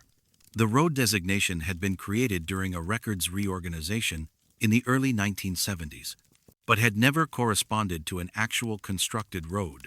The maintenance logs were attributed incorrectly. The maps had propagated the error. The memo was filed, and the designation was officially removed from future maps. But this explanation did not address the witnesses. It did not explain why multiple people independently described the same road with the same features. It did not account for the traffic counter data, which showed vehicle counts distinct from those recorded on other roads, and it did not explain the geodetic markers that appeared in the records but had never been installed. Margaret Kowalczyk was contacted again in 1991. She was asked if she might be misremembering the route she took to Spirit Lake. Perhaps she had driven Forest Road 83, or Forest Road 25, or one of the other access roads. She said no. She and her husband had always taken the same route. She remembered the turns, the landmarks, the time it took. She was certain, but when asked to describe the surrounding terrain in more detail, she found that her memory became vague. She could picture the road itself, the trees overhead, the gravel surface. But she could not clearly recall what lay beyond the road, the ridges she should have been driving along, the valleys below. It was as if her memory contained only the road and nothing around it. Thomas Lindbergh experienced something similar. He remembered the road with great clarity. But when asked about specific logging operations in the area, operations he should have accessed via that road, his memory blurred. He could not recall which timber sales he had worked, which contract numbers applied. The road was clear. Everything connected to it was not. In 2003, a hiker named Jessica Portman was exploring the area south of what is now the Mount St. Helens National Volcanic Monument. She found a metal post in the forest, approximately 12 miles northeast of Cougar. The post was a standard Forest Service road marker. It was weathered but intact. The number on it was 99. She photographed it and reported the finding to the Forest Service. The post was examined. It was consistent with markers used in the 1970s, but its location did not correspond to any known road, past or present. The surrounding forest was old growth, undisturbed. The post appeared to have been placed there, but there was no road, no evidence that a road had ever been there. The marker was removed and archived. No explanation was provided for its presence. Forest Road 99 does not appear on current maps. The designation does not exist in any active database. The maintenance records are classified as erroneous and have been flagged as such in the archives.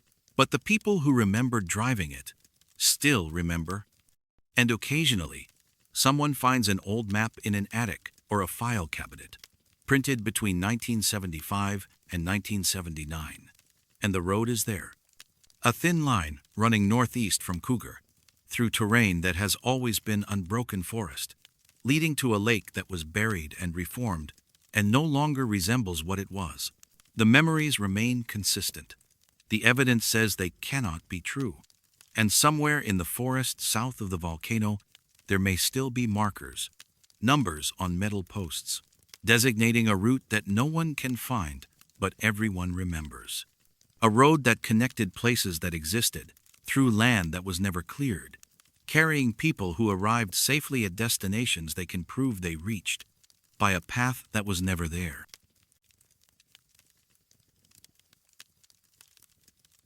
Nature follows physics, except when it decides not to. Marble Mountain Snow Park sits in the Gifford-Pinchot National Forest, 23 miles southeast of Mount St. Helens. The area is named for the marble deposits found in exposed rock formations along the ridgeline. Before the eruption, it served as a winter recreation area for snowmobilers and cross-country skiers. The elevation is approximately 3,000 feet.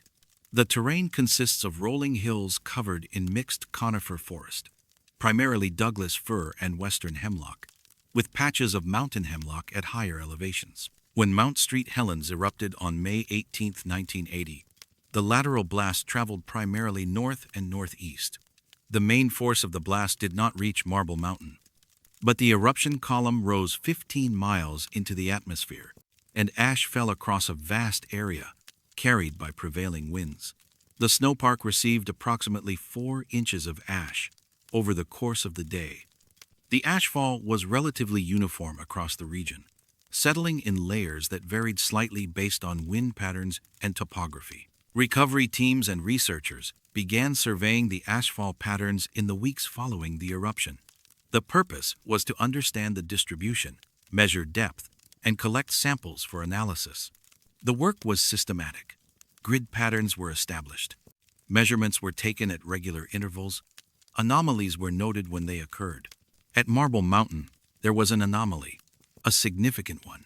The ash deposit line, which should have been relatively straight or gently curved based on topography, bent inward sharply in one location. The deviation was 40 feet.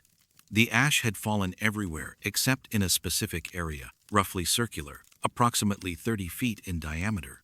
And then it resumed its normal pattern beyond that point. The survey team that discovered this was led by Dr. Gordon Whitmore, a geologist from Portland State University. They were conducting measurements on June 9, 1980. The team consisted of 4 people. They used measuring poles, sample bags, and survey equipment. The work was routine until they reached the section near the western edge of the parking area. Whitmore noticed the deviation immediately. The ash line, which had been following a consistent pattern across the landscape, curved inward. It was not a gradual shift. It was abrupt. The edge was clean. Inside the circular area, the ash depth was less than half an inch. Outside it, the depth was consistent with surrounding measurements, approximately 4 inches. Whitmore's initial assumption was that the area had been sheltered by some structure or natural feature, a building, a large vehicle, dense tree cover, but there was no structure. The parking area was open. The nearest trees were 50 feet away, and the pattern did not match wind shadow, which would have created an elongated shelter zone rather than a circle. The team took additional measurements. They marked the perimeter of the affected area with stakes and tape. They photographed it from multiple angles. They collected soil samples from inside and outside the circle. Then they continued their survey, noting the location for further investigation. When the samples were analyzed in the lab, they showed no significant difference in composition between the soil inside the circle and the soil outside it. Both contained the same minerals, the same organic content, the same pH levels. The only difference was the amount of volcanic ash. The circle had received substantially less ash than the surrounding area, but there was no chemical or physical reason for this. Dr. Whitmore returned to the site on June 24th with additional equipment. He brought a magnetometer to test for magnetic anomalies. He brought a ground-penetrating radar unit to examine subsurface features. He brought a surveying team to create a detailed topographic map of the immediate area. The magnetometer readings were normal. No unusual magnetic fields. The topographic survey showed that the circle was on level ground. There was no depression, no elevation change that would explain the ash pattern, but the ground-penetrating radar found something. 8 feet below the surface, directly beneath the center of the circle, there was a void, perfectly round, approximately 15 feet in diameter. The radar could not determine what the void contained. It simply showed an absence of solid material. The surrounding soil and rock were consistent with the rest of the area, but in that one spot, there was nothing. Whitmore documented the finding in his field notes. He reported it to the USGS. He requested permission to excavate. Permission was denied. The reason given was that the site was not a priority. Resources were focused on the immediate blast zone, on areas where lives had been lost, where infrastructure had been destroyed. A minor anomaly in an ashfall pattern 23 miles from the crater was not considered urgent. Whitmore disagreed with this decision. He believed the void was significant. He wrote a memo on July 7, 1980, arguing that the subsurface void might be related to volcanic activity predating the eruption, perhaps a lava tube, perhaps a collapsed magma chamber. He suggested that understanding this feature could provide insight into the region's volcanic history. The memo was acknowledged but not acted upon. Whitmore was reassigned to other projects. The site at Marble Mountain was marked in the survey records as anomalous ashfall pattern, subsurface void detected, requires follow-up. No follow-up occurred. Local residents were aware of the area, though not necessarily the specifics of the anomaly. A few people mentioned that the section of the snowpark near the western edge had always felt different. Not in any dramatic way, just different. Quieter, perhaps. One former ranger, named Elise Trudeau, said in an interview years later that animals avoided that spot. She had noticed it during her patrols in the 1970s. Deer would walk around it. Birds did not nest in the nearby trees. She had never thought much of it at the time. Another witness, a snowmobiler named Kyle Peterson, remembered riding through the snowpark in the winter of 1979. He said his machine had stalled in that area. The engine had simply stopped. He checked the fuel. He checked the spark plug. Everything seemed fine. He tried to restart it. Nothing. Then he pushed the snowmobile 20 feet away and tried again. It started immediately. He rode for the rest of the day without any problems. He assumed it had been a temporary mechanical issue. In 1983, a graduate student named Monica Salazar requested access to the site for her thesis research. She was studying ashfall distribution patterns and wanted to investigate anomalies. Her request was approved. She visited Marble Mountain in August of that year. By then, vegetation had begun to reclaim the area.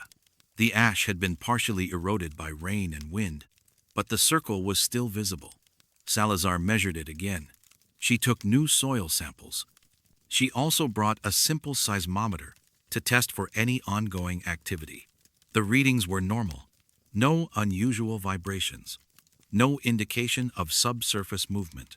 Salazar attempted to locate Dr. Whitmore's original ground-penetrating radar data. She contacted the USGS. The data had been archived, but the specific files for Marble Mountain were listed as incomplete. The radar scans existed, but the detailed analysis and interpretation notes were missing. Salazar requested copies of what was available. She received partial data showing the presence of the void but no supporting documentation. In her thesis, completed in 1984, Salazar included a brief section on the Marble Mountain anomaly. She noted the ashfall deviation and the subsurface void. She suggested several possible explanations: a natural cavity, an old mining excavation, a collapsed root system from a large tree. But she acknowledged that none of these explanations fully accounted for the precision of the circular shape or the clean edge of the ash line. Her thesis was filed in the university library. It was not widely read. The Marble Mountain anomaly remained a footnote in the larger story of the Mount St. Helens eruption. In 1997, a team of researchers from the University of Washington conducted a comprehensive survey of secondary effects from the eruption. They revisited multiple sites, including Marble Mountain. They brought modern ground-penetrating radar equipment. They scanned the area where the void had been detected 17 years earlier. The void was still there. Same depth, same size, same location. But the new equipment provided more detail. The void appeared to be a perfect sphere. The walls of the cavity were smooth, with no irregularities. The material surrounding it was undisturbed bedrock and compacted soil. There was no indication of how the void had formed or what it contained. The lead researcher, Dr. Aaron Bledsoe, recommended excavation. He argued that the feature was geologically significant and warranted investigation. His recommendation was reviewed and declined. The stated reason was that excavation in the area would require extensive permitting, environmental review, and funding that was not available. The site was not on federal land designated for scientific research. It was a recreational area managed by the Forest Service. The priority was maintaining public access, not conducting invasive geological studies. Bledsoe's report was submitted in 1998. It included detailed radar images, soil analysis, and historical data from Whitmore's original survey. The report concluded that the subsurface void at Marble Mountain was of unknown origin and that its relationship to the ashfall anomaly was unexplained. The report was archived. In 2006, a local history enthusiast named Dennis Kovar began collecting accounts of unusual phenomena related to the eruption. He interviewed former residents, workers, and researchers. During his research, he came across references to the Marble Mountain anomaly. He contacted Elise Trudeau, the former ranger, and Kyle Peterson, the snowmobiler. Both remembered their experiences clearly. Kovar also spoke with a member of the Cowlitz tribe, an elder named Thomas Northwind, who had grown up in the region. Northwind said his grandfather had told stories about Marble Mountain.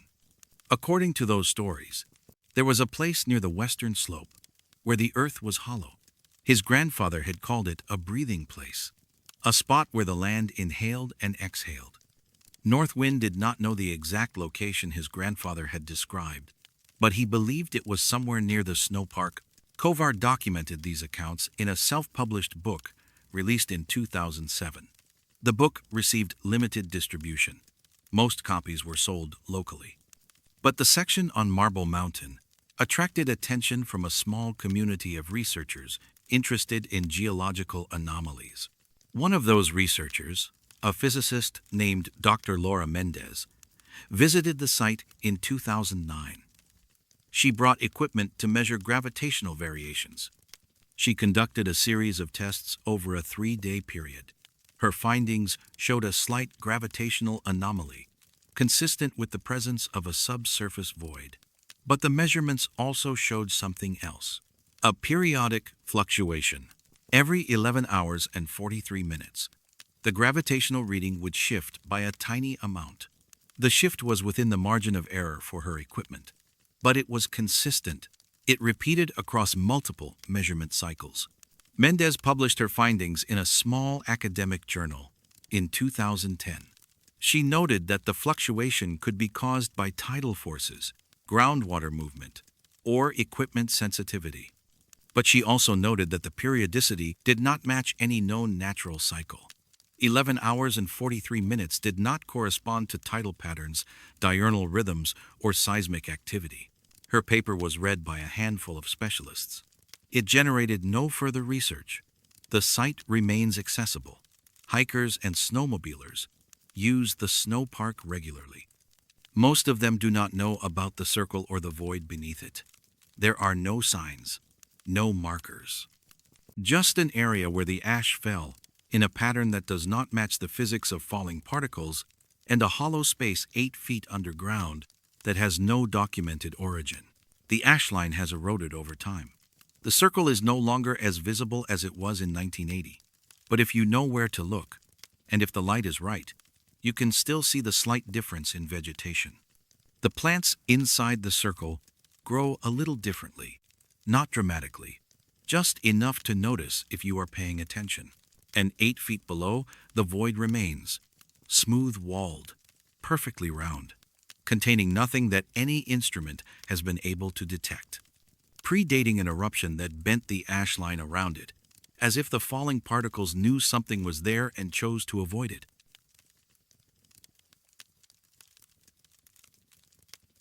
Some voices ask for help long after help can no longer arrive. The Gifford-Pinchot National Forest encompasses over 1 million acres of wilderness in southern Washington state. Mount Street. Helens sits within its boundaries, as does Mount Margaret, a peak 6 miles northeast of the volcano. Before the 1980 eruption, the forest was managed by a network of ranger stations, fire lookout towers, and patrol routes. Rangers were responsible for monitoring conditions, responding to emergencies, and maintaining communication with Central Dispatch via two-way radio. Thomas Aldridge had worked as a wilderness ranger in the Gifford-Pinchot for 11 years. He was 42 years old in 1980. He lived in a small cabin near the town of Randall during the off-season and spent summers at remote stations throughout the forest. His assigned frequency was 147.3 megahertz, a channel designated for ranger communication in the Mount Margaret backcountry area. He was known for his reliability. He filed reports on time. He maintained his equipment. He followed protocols. On May 18, 1980, Aldridge was stationed at a fire lookout near Mount Margaret. The tower was approximately 6 miles from the summit of Mount Street, Helens. When the eruption began at 8:32 in the morning, the lateral blast traveled north and northeast. Mount Margaret was directly in the path. The blast wave, moving at more than 300 miles per hour, reached the lookout tower within seconds. The tower was destroyed. Aldridge had no time to evacuate. His body was recovered on June 14, 1980, by a search team working through the devastated area. He was identified through dental records and personal effects. The cause of death was determined to be blunt force trauma and asphyxiation from the pyroclastic surge. His body was found approximately 200 feet from where the lookout tower had stood. He was buried in a cemetery near his hometown of Kelso, Washington. A memorial service was held on June 21st. On June 25th, 4 days after the service, Gifford Pinchot National Forest Dispatch received a radio call on frequency 147.3. The voice identified itself as Ranger Thomas Aldridge. The message was brief. The caller requested evacuation assistance from the Mount Margaret lookout tower. He reported that the structure was damaged and that visibility was poor due to ash. He requested immediate pickup. Then the transmission ended.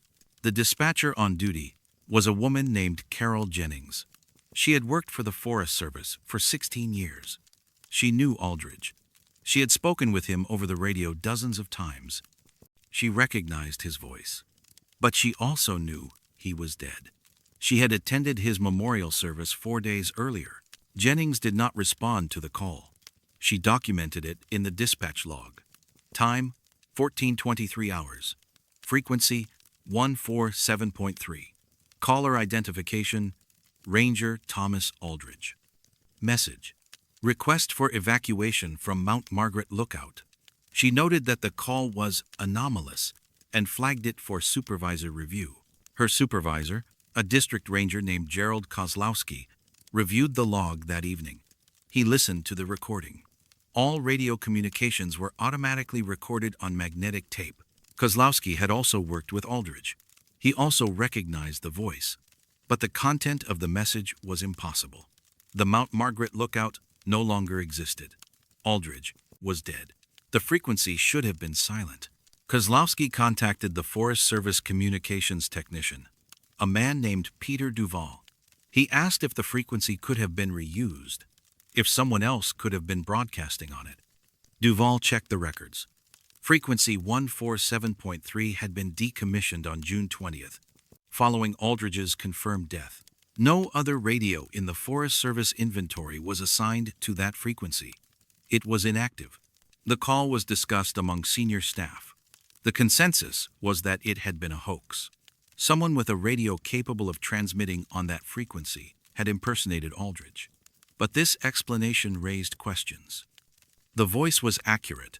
The transmission had come from within the forest, based on signal strength, and the frequency, while not encrypted, was not commonly known outside of Forest Service personnel. On July 2nd, another call came in. Same frequency, same voice, same request. Evacuation from Mount Margaret Lookout. The message was slightly different this time. The caller reported that supplies were running low and that weather conditions were deteriorating. The transmission lasted approximately 30 seconds. Then it ended. Jennings was on duty again. She documented the call. She did not respond. She informed Kozlowski immediately. He listened to the recording. The voice was consistent with the first call. The tone was calm, professional.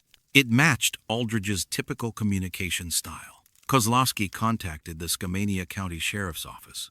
He reported the transmissions and requested an investigation. A deputy was assigned to the case. The deputy, whose name was listed in reports as Michael Stroud, interviewed Forest Service staff and reviewed the recordings.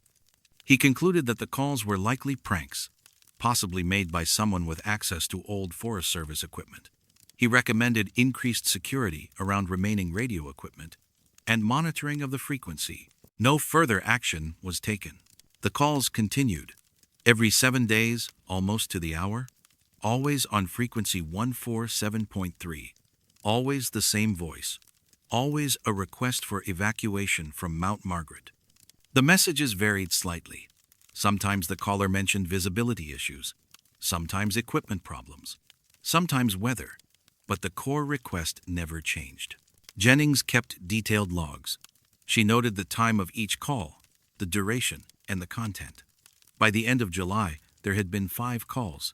By the end of August, 9. The pattern was consistent. The voice was consistent, and no source had been identified. Other dispatchers began to hear the calls. A woman named Rita Kaminsky was on duty for the call on August 13th. She had never met Aldridge. She did not recognize his voice, but she followed protocol and documented the transmission.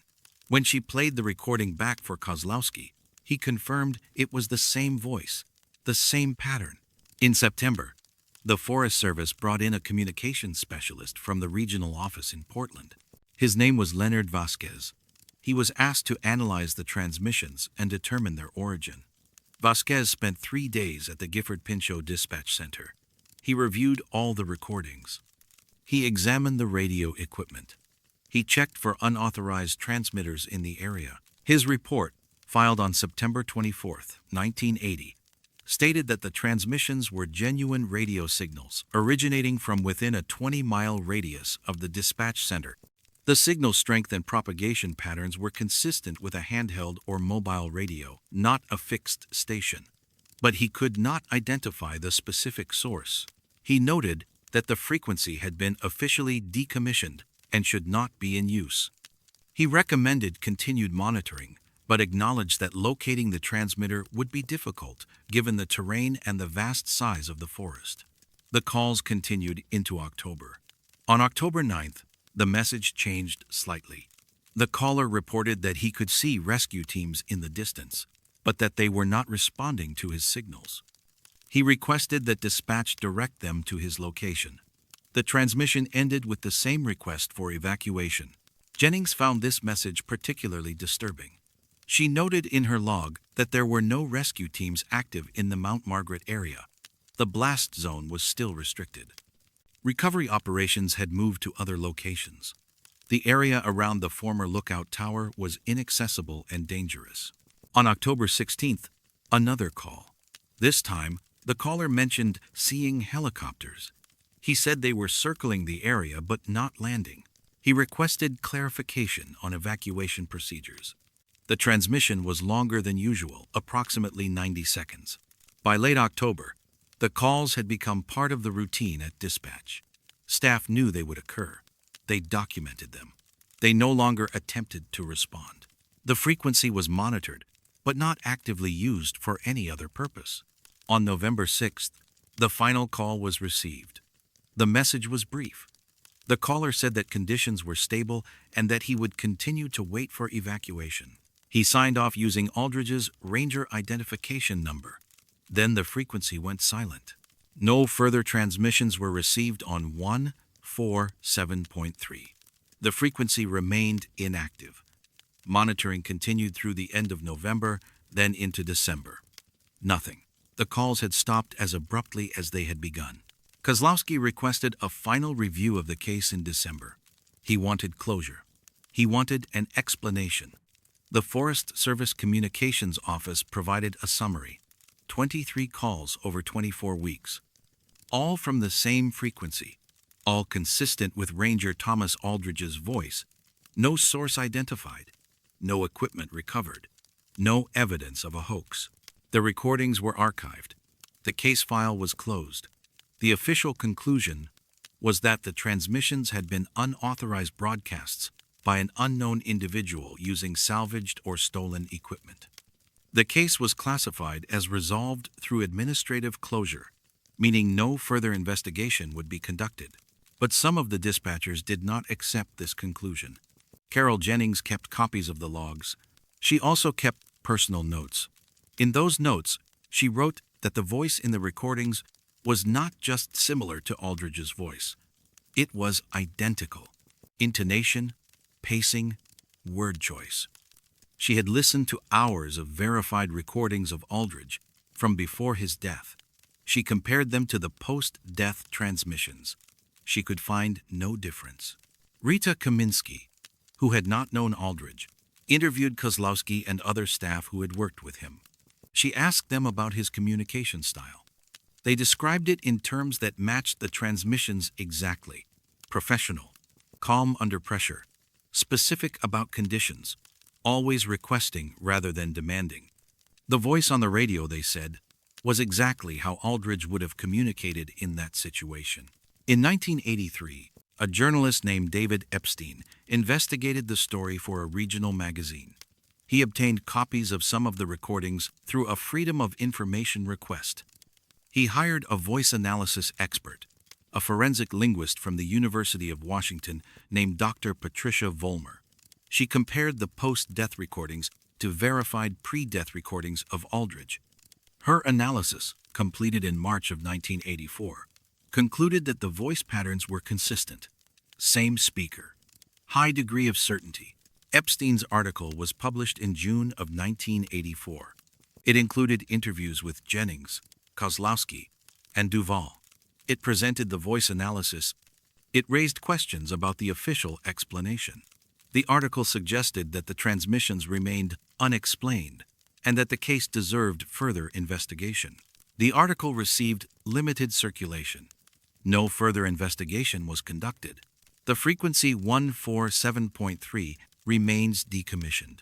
It is no longer used by the Forest Service. The radio equipment that Aldridge would have used was never recovered from the Mount Margaret area. The Lookout Tower site was buried under debris and has not been excavated. Carol Jennings retired from the Forest Service in 1998. In an interview conducted in 2006, she said she still remembered the calls clearly. She said the voice had been asking for help, and she had been unable to provide it. She said that was the part that stayed with her.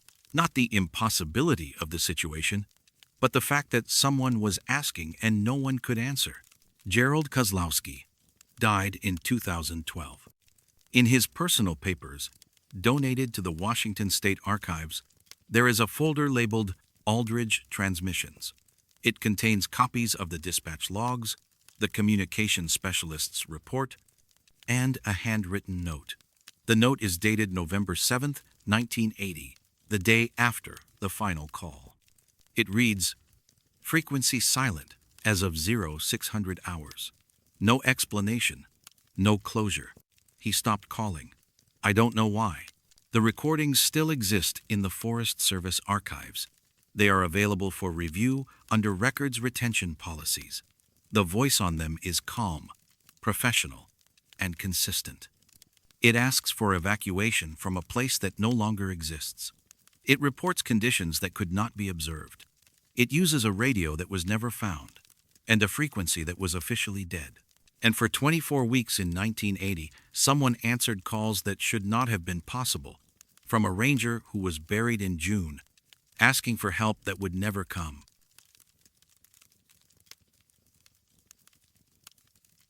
Shadows are usually cast by something standing between the light and the surface, but sometimes they remain after the object is gone. Harmony Falls is located 17 miles northwest of the Mount St. Helens summit, in a steep ravine carved by Harmony Creek.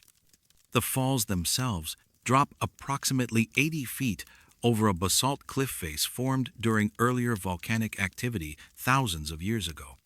Before the 1980 eruption, the area was densely forested with old-growth Douglas fir, western red cedar, and hemlock. The ravine provided a microclimate that supported thick growths of moss and lichen on the rock faces, species that require consistent moisture and protection from direct sunlight. The lateral blast from Mount St. Helens on May 18, 1980, traveled primarily northward, but spread in a fan shape, covering approximately 230 square miles. Harmony Falls lay within the outer edge of this zone.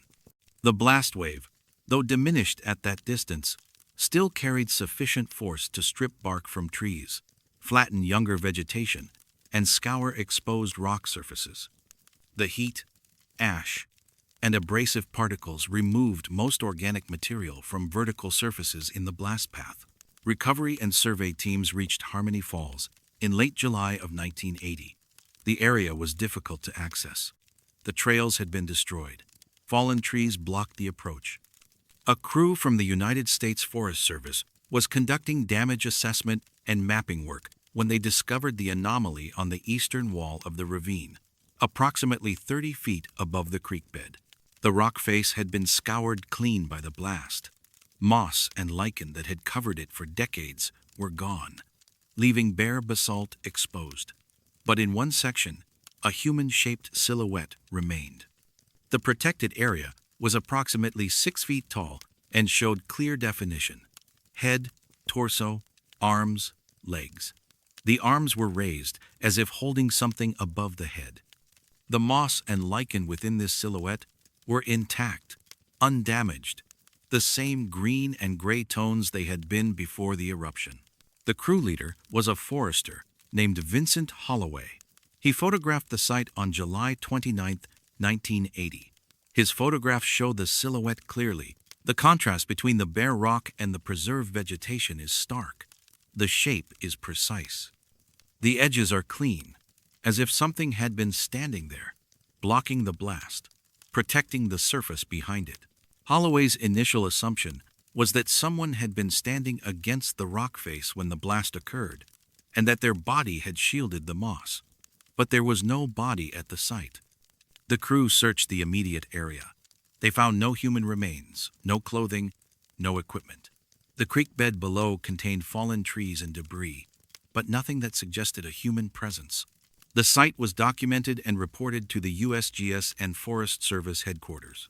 A follow-up team arrived on August 7th, led by geologist Dr. Raymond Tatsuno and biologist Dr. Claire Whitaker. They conducted a more thorough examination. Tatsuno measured the silhouette and documented the blast patterns on the surrounding rock. Whitaker collected samples of the preserved moss and lichen for analysis. Tatsuno's findings were perplexing. The lateral blast at Harmony Falls had traveled from the southeast based on the direction of fallen trees and the pattern of scoring on the rock. The silhouette faced southwest. If someone had been standing there during the blast, they would have been facing away from it. The shadow should have been cast in the opposite direction, toward the southeast, not into the blast path. The physics of the situation did not support the idea that a person standing at that location could have created the protected area. Whitaker's analysis of the moss and lichen was equally puzzling. She examined the samples under microscope and conducted growth rate analysis. Moss and lichen grow slowly, adding identifiable layers over time.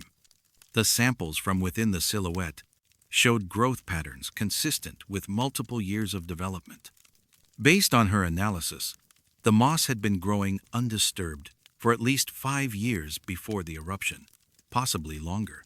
It had not been recently colonized or transplanted. It was original growth, protected from the blast by something, but not by anything that should have been there.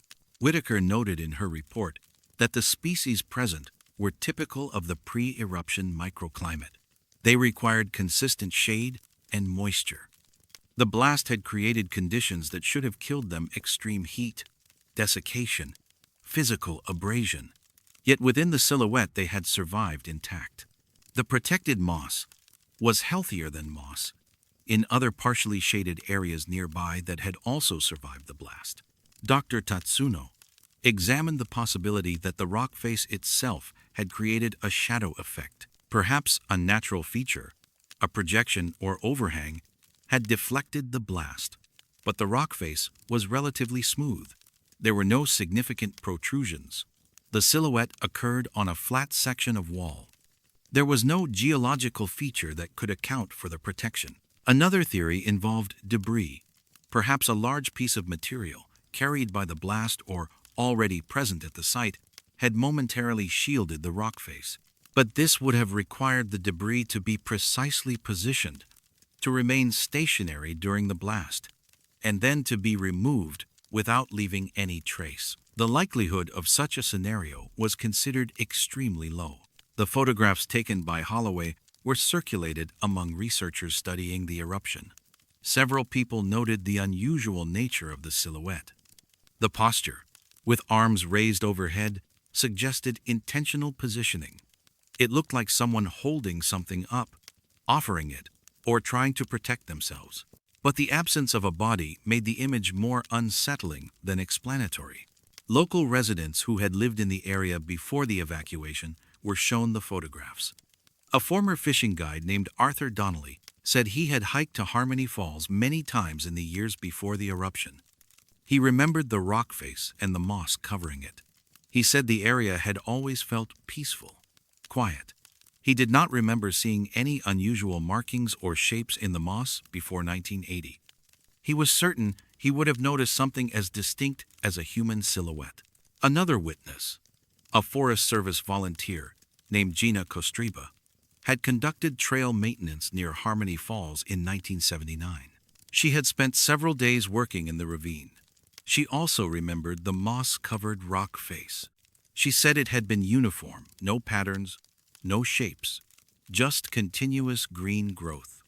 She reviewed the photographs from 1980 and said the silhouette had definitely not been there the year before. In September of 1980, a team from the University of Washington visited the site to conduct additional studies. They brought equipment to measure thermal effects and to create a detailed three-dimensional map of the area.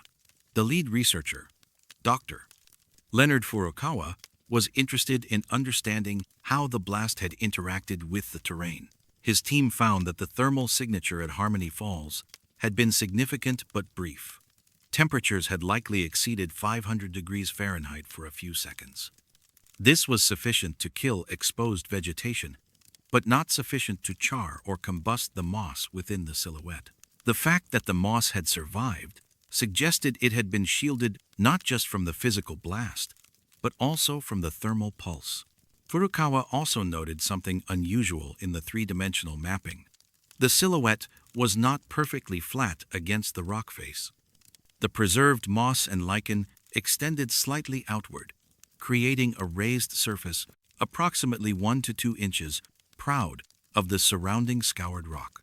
This suggested that whatever had protected the moss had not been flush against the wall, but had been holding the vegetation in place, pressing it against the rock while the blast scoured around it. The implications of this were difficult to interpret. If a person had been standing there, pressed against the rock, they would have been crushed or torn away by the force of the blast. The blast wave at Harmony Falls, while reduced from its intensity closer to the volcano, was still traveling at speeds estimated between 50 and 100 miles per hour.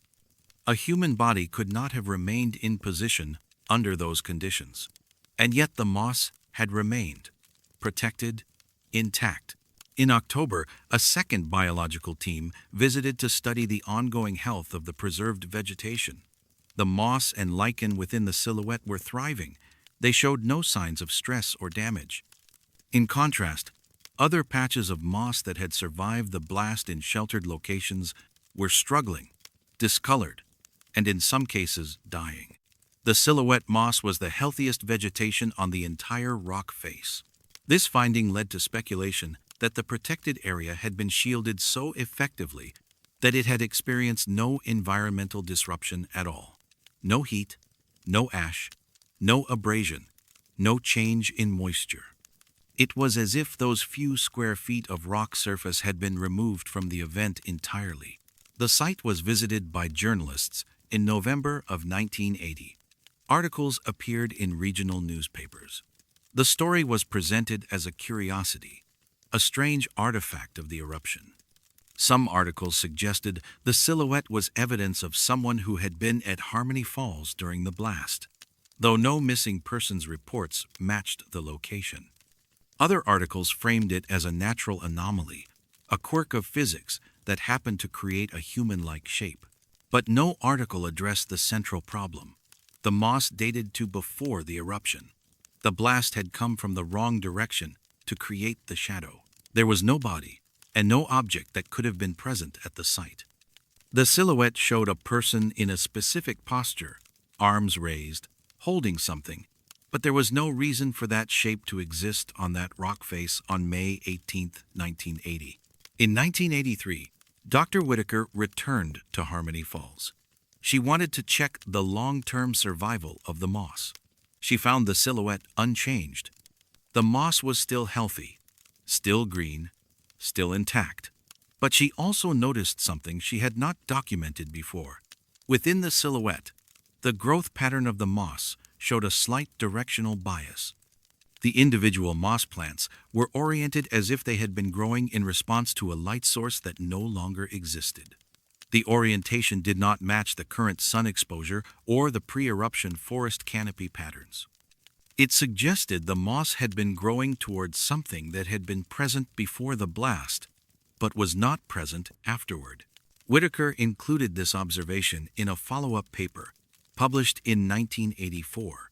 She did not speculate on what the moss might have been oriented toward. She simply noted the finding as an additional anomaly. The site remains accessible, though the trail is unofficial and difficult. Hikers occasionally visit Harmony Falls. The silhouette is still visible, though the surrounding rock has weathered and new vegetation has begun to colonize other areas. The protected moss continues to thrive, decades after the eruption, in a shape that should not exist, preserved by something that left no other trace. Photographs of the silhouette are kept in multiple archives. The Forest Service, the USGS, and several universities maintain copies. The image is sometimes used in educational materials about the eruption, usually with a caption noting it as an unexplained preservation pattern. No official explanation has been offered beyond the acknowledgement that the phenomenon does not fit standard blast dynamics. And on the rock face at Harmony Falls, the figure remains, arms raised, holding something that cannot be seen, standing in a shadow cast by nothing, protected from a blast that should have erased it. A silhouette in moss that predates the moment it was revealed, waiting in a position that suggests either offering or defense, preserved by an absence that feels more deliberate than any presence could.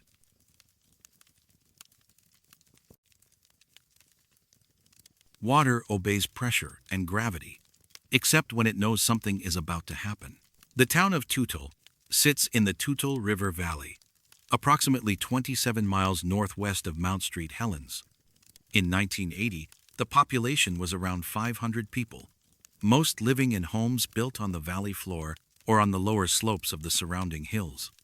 The area was agricultural and residential, with logging as the primary industry. Most homes relied on private wells drilled into the aquifer beneath the valley. The wells typically reached depths between 80 and 150 feet, tapping groundwater that had been stable for decades. The aquifer system in the Toutle River Valley is fed by rainfall, snowmelt, and seepage from surrounding ridges. Groundwater flows follow predictable patterns based on topography and seasonal precipitation. Water table levels fluctuate gradually, rising in winter and spring, falling in summer and autumn. In May of 1980, the water table was within normal ranges for that time of year. There had been no unusual precipitation, no drought, no reported changes in well performance. On the morning of May 18th, at approximately 8:15, wells throughout Toutle began to overflow.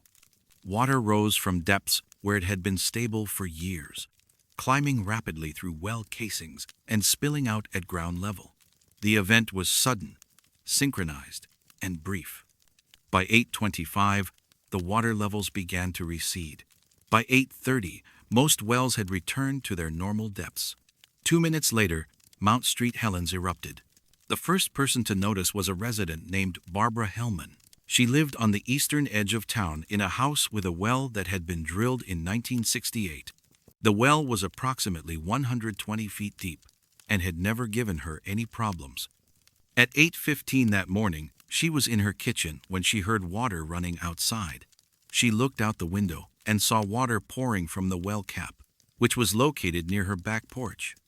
The flow was strong enough to create a small stream running across her yard. Helman went outside to investigate. The water was clear, cold, and odorless. Normal well water, but it was coming out under pressure, as if the well had been overfilled. She tried to shut the cap, but the pressure was too strong. She stood there, watching it overflow, unsure what to do. Then, after approximately 10 minutes, the flow weakened. The water receded back into the well. By the time she went back inside to call a plumber, the eruption had begun, and concerns about her well became secondary. Her neighbor, Raymond Kowalski, experienced the same phenomenon. His well was approximately 300 feet from Helens. He had been outside preparing to leave for work when he noticed water pooling around his wellhead. He assumed a pipe had burst. But when he checked, the water was coming from inside the well, rising up through the casing. He watched it overflow for several minutes. He noted the time on his watch, 8:17. He remembered that detail clearly because he was supposed to be at work by 8:30 and was already running late. Other residents reported similar experiences. Douglas Petrov, who lived on the western side of town, said his well overflowed at 8:16. Margaret Swenson, whose property was on higher ground north of the valley floor, said hers began at 8:18. Alan Fujimoto, a logger who lived south of town, said his well overflowed so forcefully that it damaged the well cap and flooded his basement. In total, 17 wells in and around Tutul overflowed that morning between 8:15 and 8:25. The reports were consistent: clear water, sudden onset, strong pressure, brief duration. All of the wells returned to normal before the eruption began at 8:32. In the immediate aftermath of the eruption, the well incidents were not a priority. Tutul was evacuated due to lahar danger. The Tutul River, swollen with debris and meltwater from the volcano, posed an immediate threat to the valley. Residents were relocated. Homes were assessed for damage. Wells were checked for contamination from volcanic ash and debris. But the question of why the wells had overflowed before the eruption was not immediately investigated. It was not until July of 1980 that hydrologist Dr. Evelyn Marquette, working with the USGS, began compiling data on groundwater changes related to the eruption. She interviewed residents who had returned to Tutul and collected accounts of the well overflows. She documented 17 separate incidents, all occurring in the same 10-minute window before the eruption. She found the pattern unusual enough to warrant further study. Dr. Marquette examined well logs and water table data from the area. The wells that had overflowed were spread across approximately 4 square miles. They varied in depth, construction, and age. Some were shallow, some were deep. Some were in valley locations. Some were on hillsides. There was no obvious commonality, except for the timing of the overflows. She contacted the Washington State Department of Ecology and requested historical water level data for the region. The data showed that the water table in the Tutul Valley had been stable in the weeks leading up to May 18th. There had been no significant changes in aquifer pressure or recharge rates. The conditions on the morning of the eruption had been normal. Marquette also examined seismic data from monitoring stations near Mount Street, Helens. The eruption had been preceded by a magnitude 5.1 earthquake at 8:32, which triggered the massive landslide and lateral blast. But before that earthquake, seismic activity had been relatively quiet. There had been small tremors throughout the early morning hours, but nothing that would explain a sudden, localized increase in groundwater pressure. She consulted with engineers and geologists. The consensus was that groundwater pressurization could occur during volcanic events due to magma intrusion, gas expansion, or seismic fracturing of aquifer rock.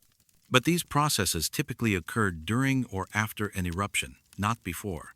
And they usually affected wells near the volcano, not wells 27 miles away in a separate drainage basin. Dr. Marquette published a preliminary report in August of 1980. In it, she noted the anomaly. and suggested several possible explanations. One was that precursory seismic activity, too small to be detected by monitoring stations, had fractured bedrock and temporarily increased aquifer pressure. Another was that gases released from magma had migrated through subsurface pathways and pressurized the groundwater. A third was that the weight of the volcanic edifice, shifting before the eruption, had compressed underlying rock and squeezed water upward into the Toutle aquifer. But none of these explanations fit the data perfectly. The overflows had occurred too far from the volcano to be directly influenced by magma or edifice movement.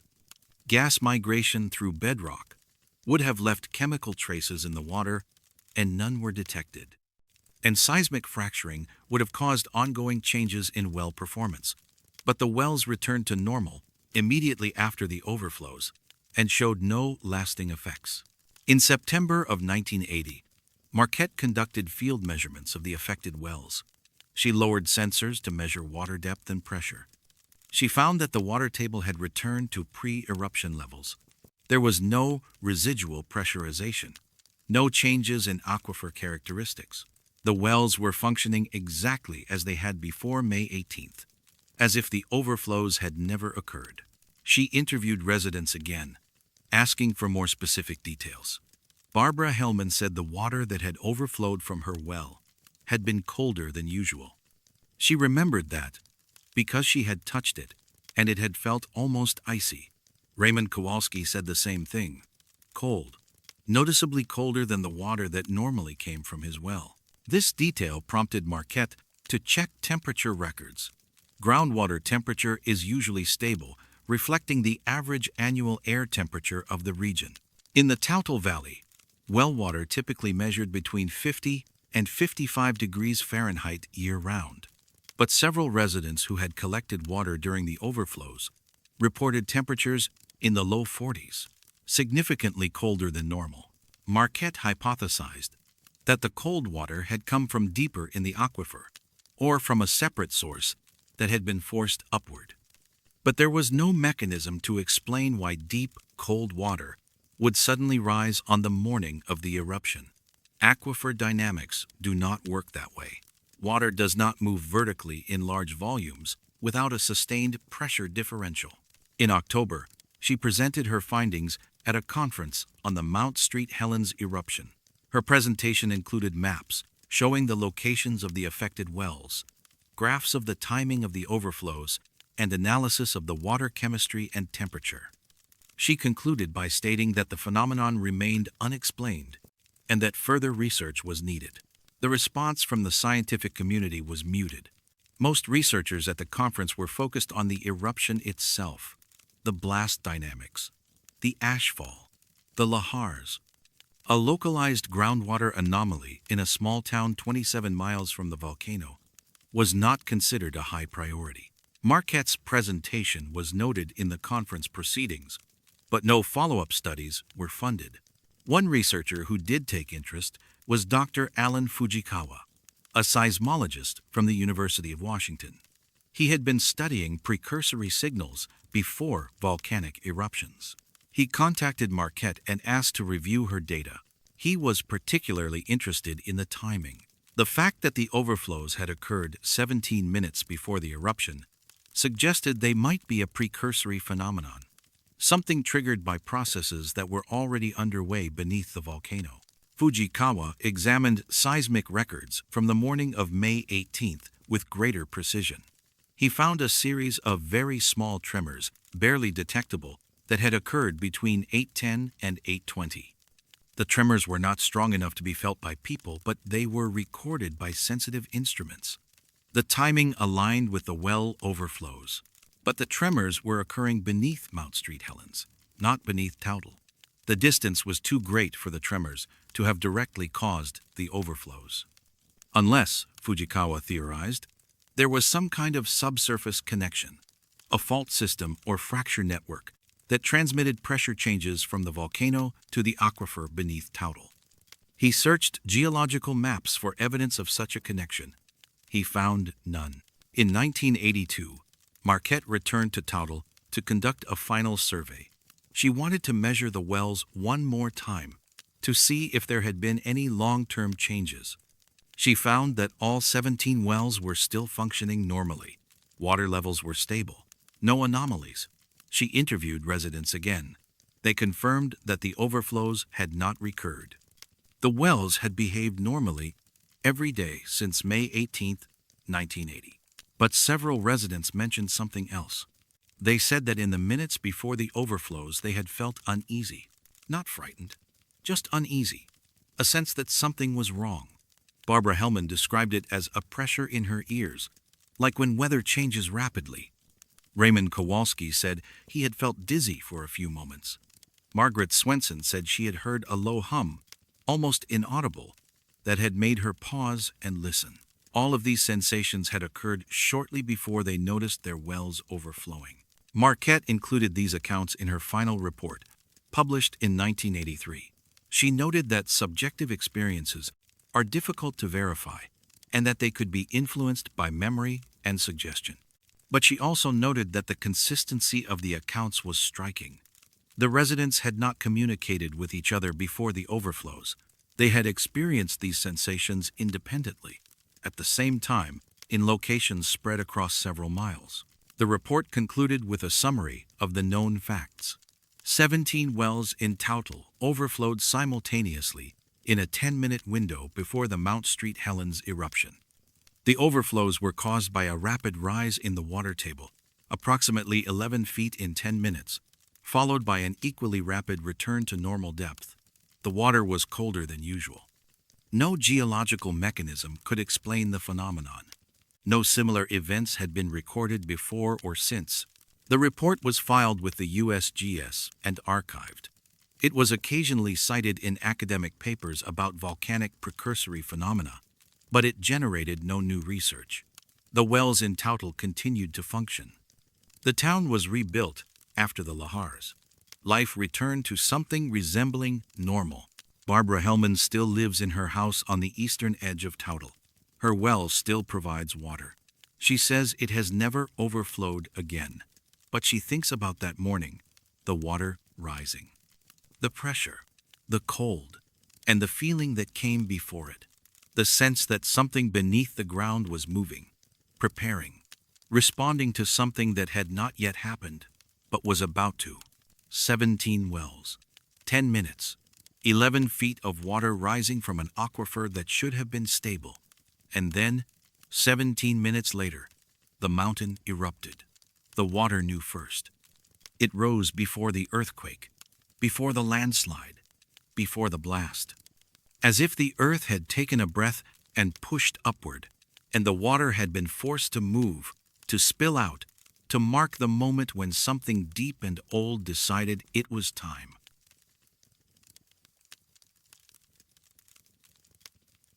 Some places are built and forgotten, but others are forgotten before they are finished being built. Vanson Lake sits in a remote section of the Gifford-Pinchot National Forest, approximately 19 miles southeast of Mount St. Helens. The lake is small, roughly circular, about 200 feet in diameter. It occupies a depression in the landscape formed by ancient volcanic activity. The area around it is heavily forested with Douglas fir and western hemlock. Access is difficult. No maintained trails lead directly to the lake. The terrain is steep and the undergrowth is dense. Before 1980, the lake appeared on USGS topographic maps, but was not noted as having any particular features of interest. The Mount St. Helens eruption on May 18, 1980, did not directly impact the Vanson Lake area.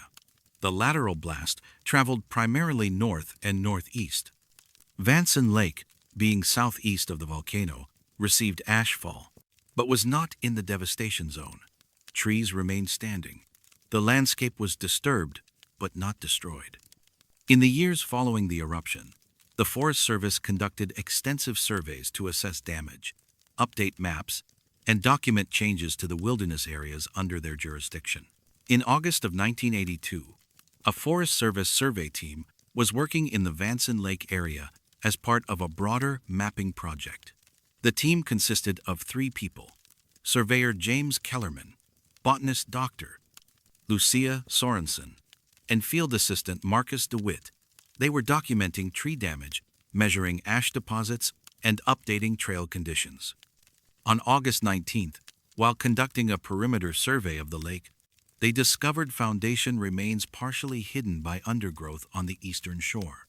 The foundations were concrete, 9 separate structures, each approximately 12 feet by 12 feet, arranged in a near-perfect circle, with a radius of roughly 50 feet.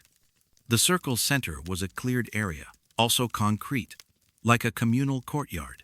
The foundations showed signs of weathering, but were still clearly defined. Rebar protruded from some of the concrete pads. Anchor bolts were embedded in others.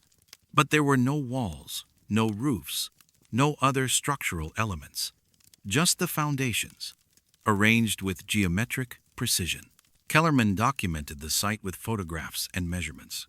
He noted in his field report that the concrete appeared relatively recent, not decades old. The surface was weathered, but not severely degraded. There was no significant cracking or vegetation growth through the slabs. He estimated the concrete had been poured within the last 5 to 10 years, though he was not an expert in concrete aging. Dr. Sorensen examined the vegetation around the foundations. The undergrowth covering the site consisted of ferns, salal, and young hemlock saplings. She collected samples and later conducted growth analysis. Her findings were unusual. The vegetation directly adjacent to the foundations showed growth patterns consistent with approximately 2 years of development. The area had been cleared, the concrete poured, and then the site had been abandoned. Nature had begun reclaiming it, but the process was still in early stages. The team searched for any indication of who had built the structures or why. They found no signage, no construction debris, no tools, no materials. The site was clean, almost too clean. Concrete work of that scale would typically leave traces. Mixing equipment, waste materials, tire tracks from vehicles. But the forest floor around the foundations showed no evidence of heavy machinery or construction activity. Kellerman reported the discovery to the Forest Service District Office upon returning from the field. The report prompted a review of land use records for the Vanson Lake area. The review found nothing. No building permits had been issued. No land use applications had been filed. No special use permits for construction had been granted. The area was designated wilderness, and construction of permanent structures was prohibited without explicit authorization, but no authorization had been sought or given.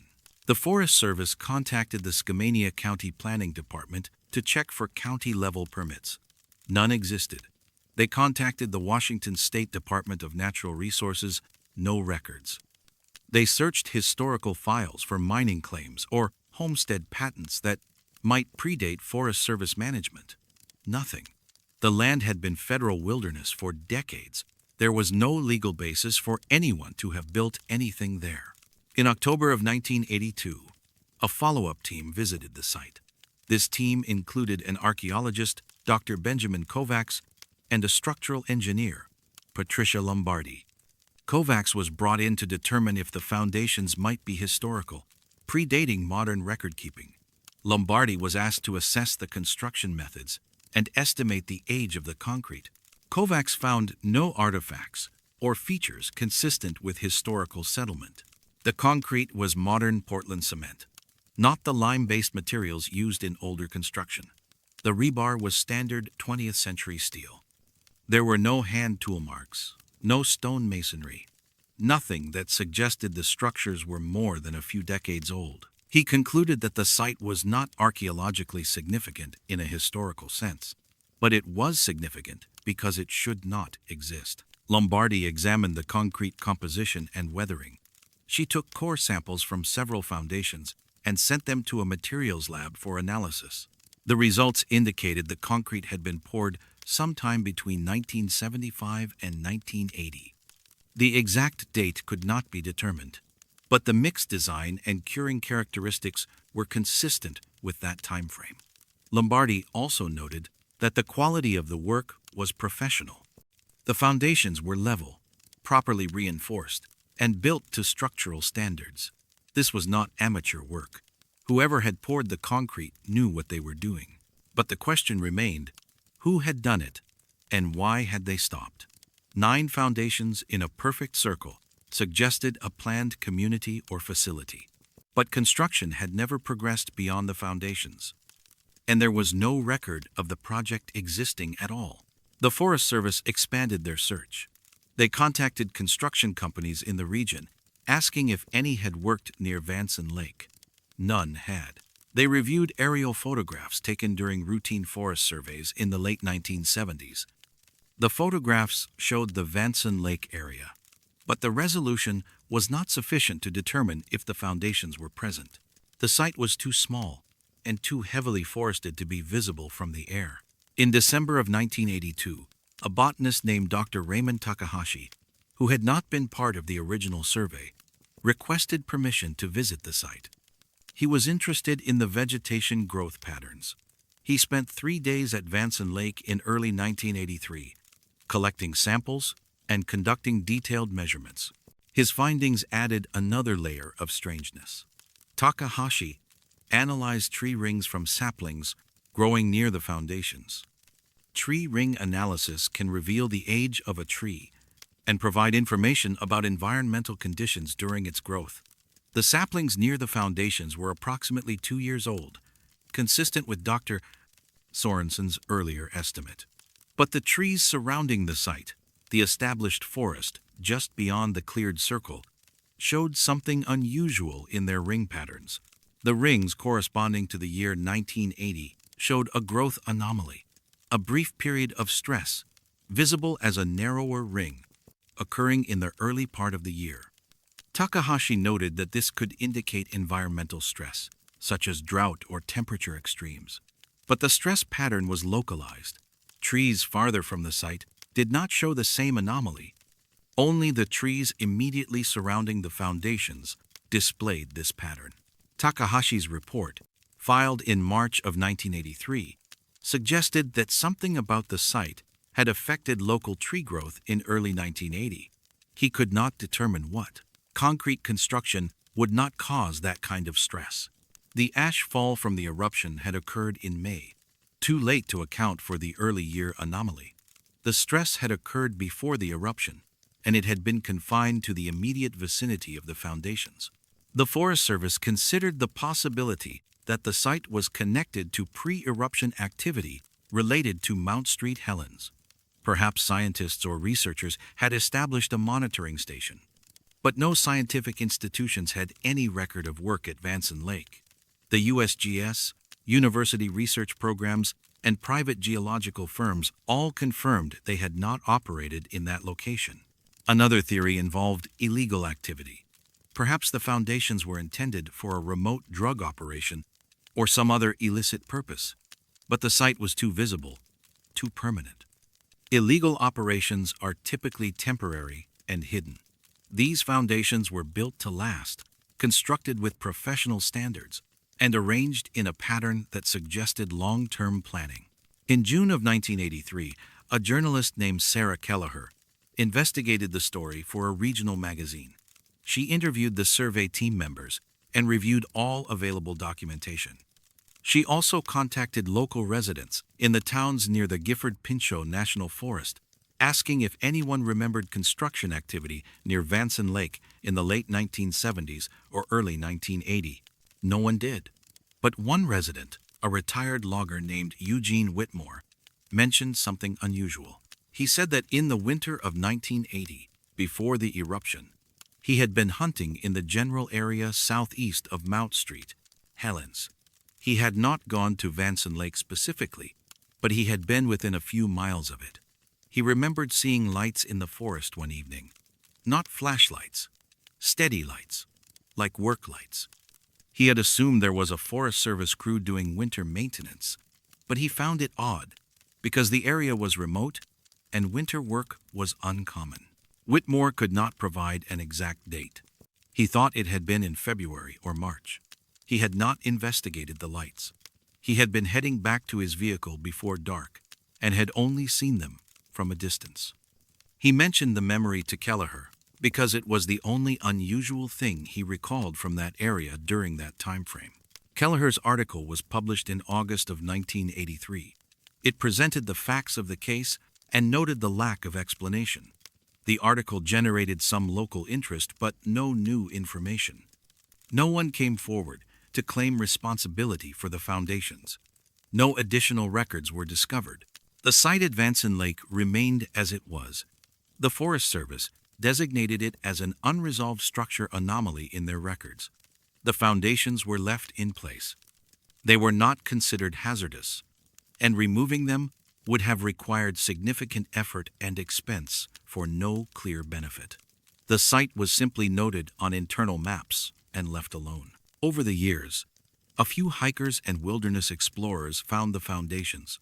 Photographs appeared occasionally on outdoor forums and websites. The site gained a minor reputation as a curiosity.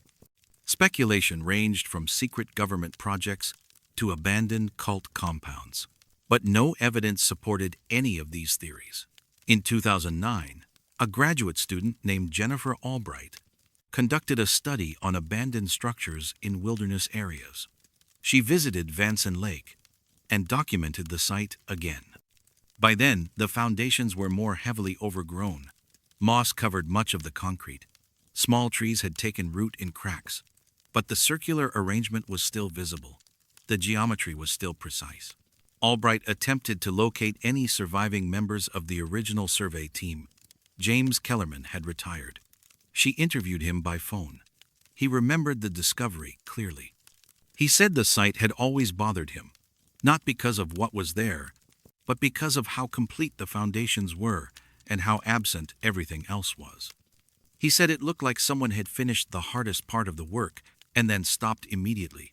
No cleanup, no second phase. Just foundations and nothing more. Dr. Lucia Sorensen had passed away in 2004. Marcus DeWitt could not be located. Albright reviewed all the documentation again and found no new insights. Her thesis, completed in 2010, included a section on the Vanson Lake site, but offered no conclusions. She noted that the site remained unexplained and that the lack of records was the most puzzling aspect. The foundations are still there. 40 years after their discovery, perhaps 50 years after their construction, though the exact date remains unknown. 9 concrete pads in a perfect circle at the edge of a remote lake, built by someone, for some purpose, with professional skill and precision, and then abandoned before a single wall was raised. The trees remember something. Their rings hold a record of stress in early 1980, a disruption in their growth that coincided with the presence of the structures. The forest has grown around the site, slowly reclaiming it, but the concrete remains, geometric, intentional, empty, and there is no one to ask. No builder, no planner, no record of intent, just the foundations, arranged in a circle, waiting for a second phase of construction that never came. A settlement that no one remembers building, in a place where no settlement should exist, standing as a question that has no answer, and a plan that was never completed.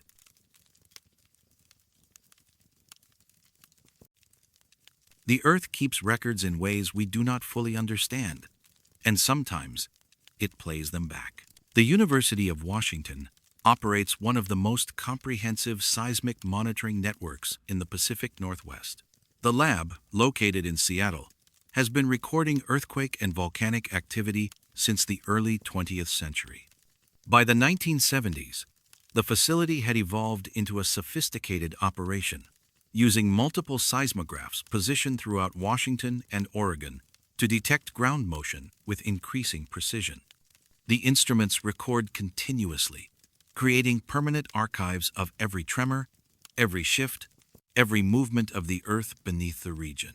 Mount Street Helens, approximately 100 miles south of Seattle, had been dormant for over a century when it began showing signs of renewed activity in March of 1980. The University of Washington Seismology Lab was one of several institutions monitoring the volcano. Their instruments tracked thousands of small earthquakes in the weeks leading up to the eruption. The data was stored on paper drums, magnetic tape, and later digitized for analysis. Each seismic event created a unique signature, a waveform pattern that reflected the magnitude, depth, and character of the ground movement. On May 18, 1980, at precisely 8:32 and 11 seconds in the morning, the seismographs at the University of Washington recorded the beginning of the Mount Street Helens eruption. The signature was dramatic. A magnitude 5.1 earthquake triggered a massive landslide, which in turn released the lateral blast. The waveform showed the characteristic pattern of a shallow volcanic earthquake, followed by sustained tremor as the eruption progressed. The data was analyzed immediately. Researchers studied the signature, compared it to previous volcanic events, and used it to understand the mechanics of the eruption. But in the months following the disaster, as the lab worked to compile comprehensive records, a graduate student named Michael Kowalski noticed something unusual while reviewing archived data from years earlier. Kowalski was cataloging seismic events from the mid-1970s. On November 14, 1975, at 8:32 and 11 seconds in the morning, the seismographs had recorded an event. The timestamp was exact, the waveform pattern was distinctive, and when Kowalski compared it to the May 18, 1980 eruption signature, he found they were identical. Not similar, identical. The waveforms matched to the millisecond. The amplitude, frequency, duration, and phase characteristics were the same. The 1975 event had the same signature as a magnitude 6.1 seismic occurrence. But in November of 1975, nothing had happened. No earthquake, no eruption. Mount Street Helens had been dormant. The event had been logged in the records as equipment malfunction, probable calibration error. Kowalski brought the finding to his advisor, Dr. Patricia Lindholm, a senior seismologist who had worked at the lab since the 1960s. Lindholm reviewed both recordings. She confirmed that the waveforms were identical. She also confirmed that the 1975 event had been dismissed at the time as instrumental error. The instruments had been checked afterward. No malfunction had been found. The event had simply been noted, filed, and forgotten. Lindholm contacted colleagues who had been working at the lab in 1975. One of them, Dr. Eugene Hartman, remembered the event. He said the recording had caused confusion at the time because the signature indicated a significant seismic event, but no corresponding ground motion had been reported anywhere in the region. No other seismograph stations had detected anything. It was as if the University of Washington instruments had recorded an earthquake that had not occurred. The standard explanation for such anomalies is equipment error. Seismographs can produce false signals due to electrical interference, mechanical vibration, or calibration problems. But the 1975 signature was too complex to be random noise. It had the structure and characteristics of a real seismic event, and 5 years later, an event with an identical signature had actually occurred. Lindholm and Kowalski expanded their review. They searched the archives for other instances of repeated signatures. They found none. The November 1975 event was unique, and its reappearance in May of 1980 was unprecedented in the lab's records. They examined the possibility that the 1975 recording was somehow a precursor signal, perhaps Mount Street. Helens had generated a deep seismic event years before the eruption, a signal that had been too localized or too unusual to be detected by other stations. But this theory did not explain why the signature was identical to the eruption event. Precursor earthquakes do not produce the same waveforms as the main event. Each earthquake has unique characteristics based on its source mechanism and propagation path. Another possibility was that the 1975 data had been contaminated or mislabeled.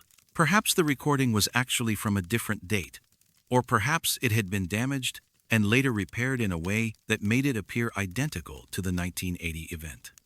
But the original paper drum recordings were intact. The timestamps were clear. The data had not been altered. In December of 1980, Lindholm presented the finding at a regional seismology conference. She described the identical signatures and the 5-year gap between them. She invited other researchers to review the data and offer explanations. The response was cautious. Most attendees suggested that the 1975 event was likely an instrumental artifact that coincidentally resembled the eruption signature. The odds of such a coincidence were low, but they were considered more plausible than the alternative that the seismographs had somehow recorded an eruption 5 years before it occurred. One researcher, Dr. Alan Voss, from the California Institute of Technology, offered a different perspective. He suggested that the 1975 signal might have been a test. Perhaps someone had injected a synthetic signal into the system to calibrate the instruments or test data processing procedures. But lab records showed no such test. And even if a test had been conducted, it would have been highly unusual to use a signal that precisely matched a future real event. Kowalski continued investigating. He interviewed staff who had been at the lab in 1975. Most had retired or moved on.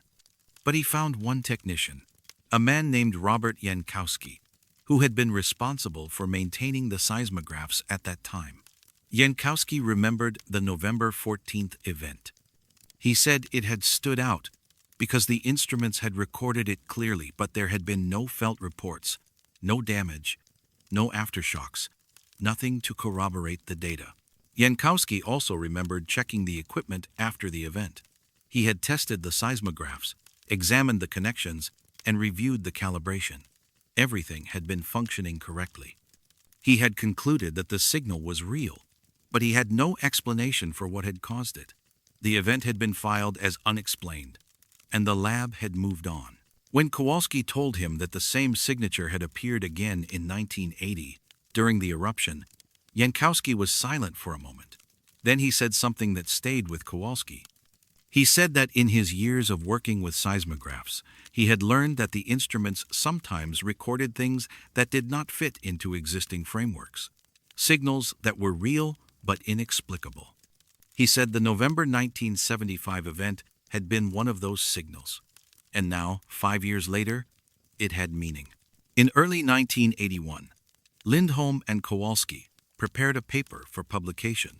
The paper documented the identical signatures, presented the timestamps and waveform comparisons, and discussed possible explanations. They concluded that the phenomenon remained unexplained and warranted further study. The paper was submitted to the Bulletin of the Seismological Society of America in March of 1981. The paper was peer-reviewed. 2 reviewers recommended publication with minor revisions. The third reviewer rejected it, stating that the findings were likely the result of data handling errors and that publishing the paper would give credibility to an artifact. The editor requested additional analysis to rule out contamination or mislabeling. Lindholm and Kowalski conducted the additional analysis. They verified the timestamps using independent sources. They cross-referenced lab logs, maintenance records, and staff schedules. They confirmed that the 1975 event had been recorded in real time and that the data had not been altered. They resubmitted the paper in July of 1981. The paper was rejected. The editor's decision stated that while the data appeared to be accurately reported, the interpretation was too speculative. The identical signatures could be explained by equipment characteristics or by coincidental waveform similarities that appeared more precise than they actually were. The editor suggested that the findings be presented at conferences and discussed informally rather than published in the journal. Lindholm was frustrated by the decision. She believed the data was significant, but she also understood the institutional caution. Seismology is a field built on empirical observation and physical models. A repeated seismic signature, identical to the millisecond, recorded 5 years apart with only one corresponding real event, did not fit into those models.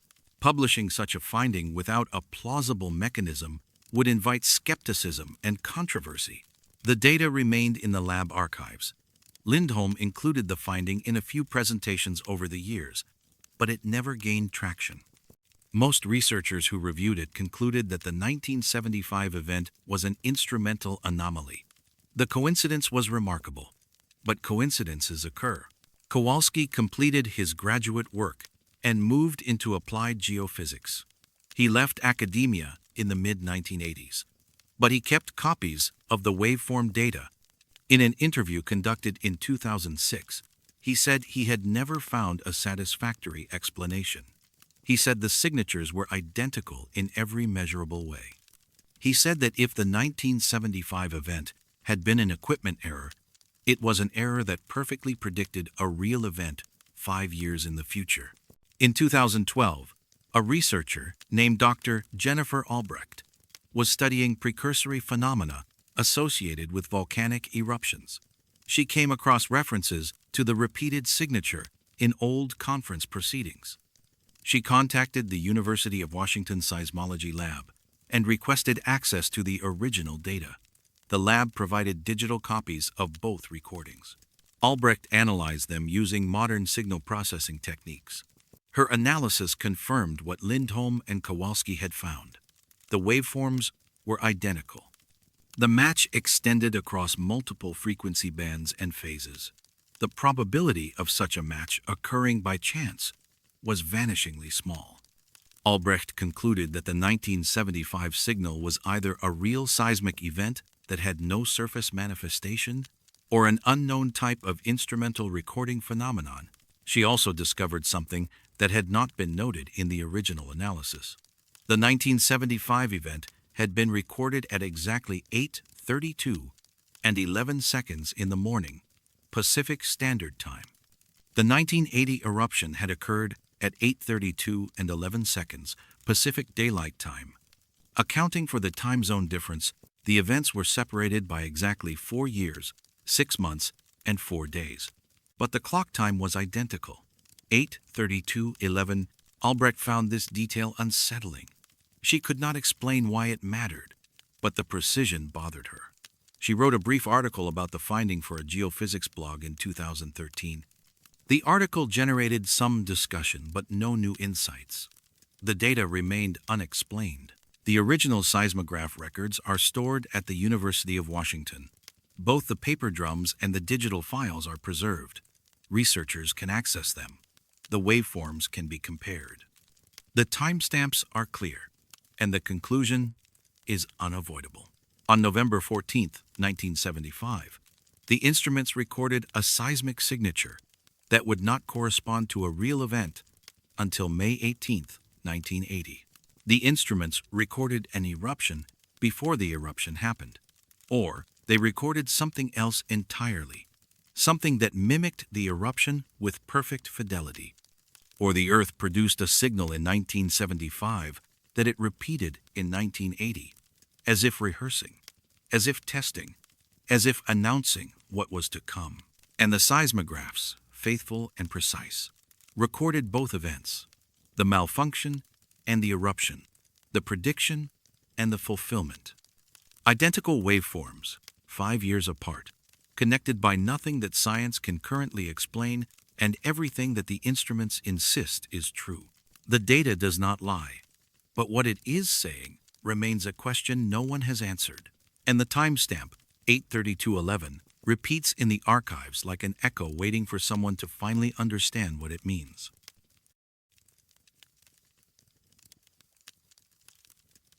Machines consume what they need to function, except when they do not, and no one can explain why. Kelso Longview Airport is a small regional facility in southwestern Washington, approximately 40 miles from Mount Street, Helens. In 1980, it served as a hub for general aviation, logging operations, and occasional military use.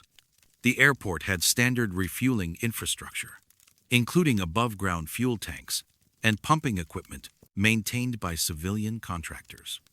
Fuel logs were kept meticulously, tracking every gallon dispensed, every aircraft serviced, and every transaction for billing and regulatory purposes. When Mount Street Helens erupted on the morning of May 18, 1980, the airport became a staging area for emergency response. Helicopters from the Washington National Guard were dispatched to conduct search and rescue operations in the devastated areas north of the volcano. The missions were urgent. People were missing. The terrain was inaccessible by ground. Helicopters were the only way to reach survivors and recover the dead. 9 helicopters arrived at Kelso Longview Airport between 8:45 and 9:15 that morning. They were UH-1 Huey helicopters, a model widely used by the military and known for reliability.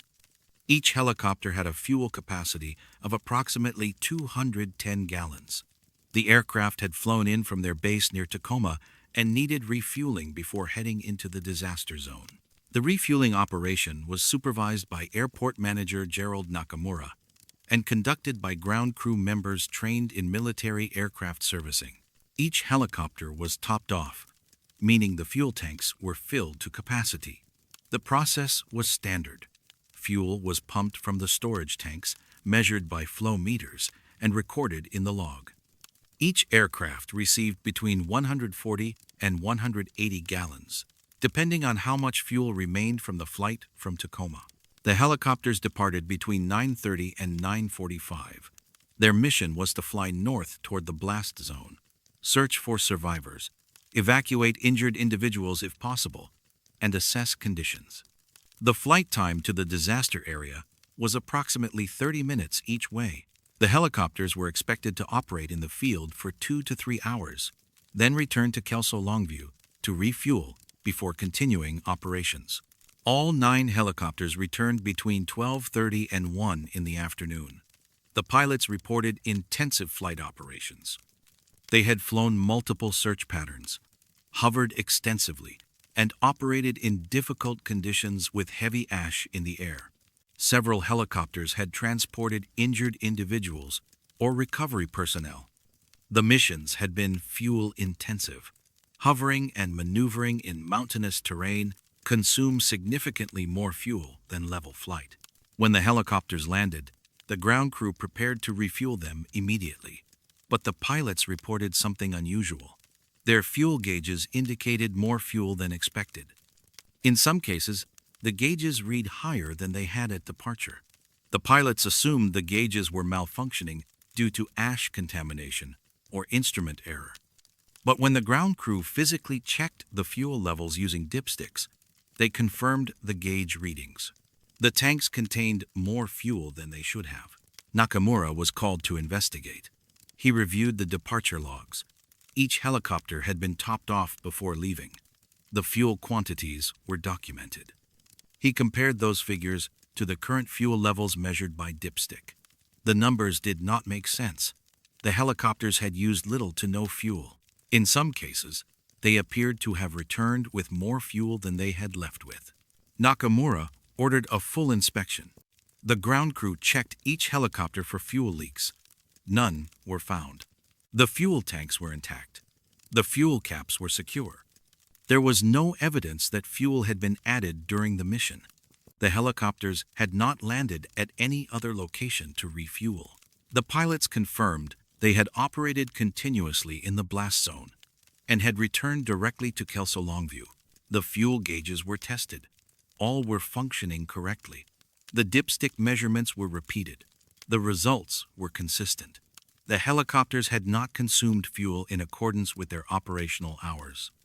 In some cases, they had consumed no fuel at all.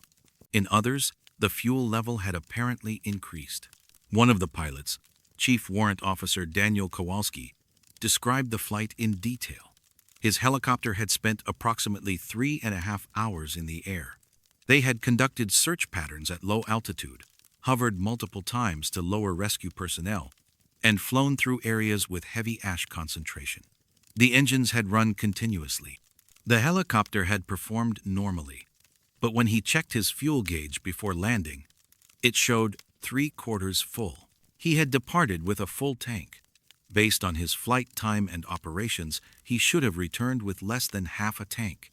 Another pilot, Captain Elena Vasquez, reported a similar experience. Her helicopter had transported 2 injured individuals from a remote location near the Green River. The mission had involved extended hovering and high power demand. She had monitored her fuel carefully, knowing the return flight would be long, but her gauge had remained stable throughout the mission. By the time she landed at Kelso Longview, the gauge showed nearly the same level as departure.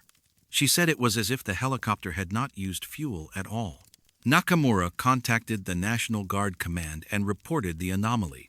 The response was cautious. The immediate priority was continuing rescue operations. But the fuel discrepancy was noted, and mechanics were dispatched to conduct more thorough inspections. The helicopters were grounded temporarily while the checks were performed. The mechanics found nothing wrong. The fuel systems were intact, the engines showed normal wear, the fuel filters were clean, the gauges were accurate, the helicopters were mechanically sound. There was no explanation for the fuel anomaly. Nakamura reviewed the fuel logs again. He checked the flow meters used during refueling. The meters had recorded the fuel dispensed to each helicopter. The quantities matched the log entries. The fuel had been delivered. The tanks had been filled. The numbers were correct, but the helicopters had returned with fuel they should not have.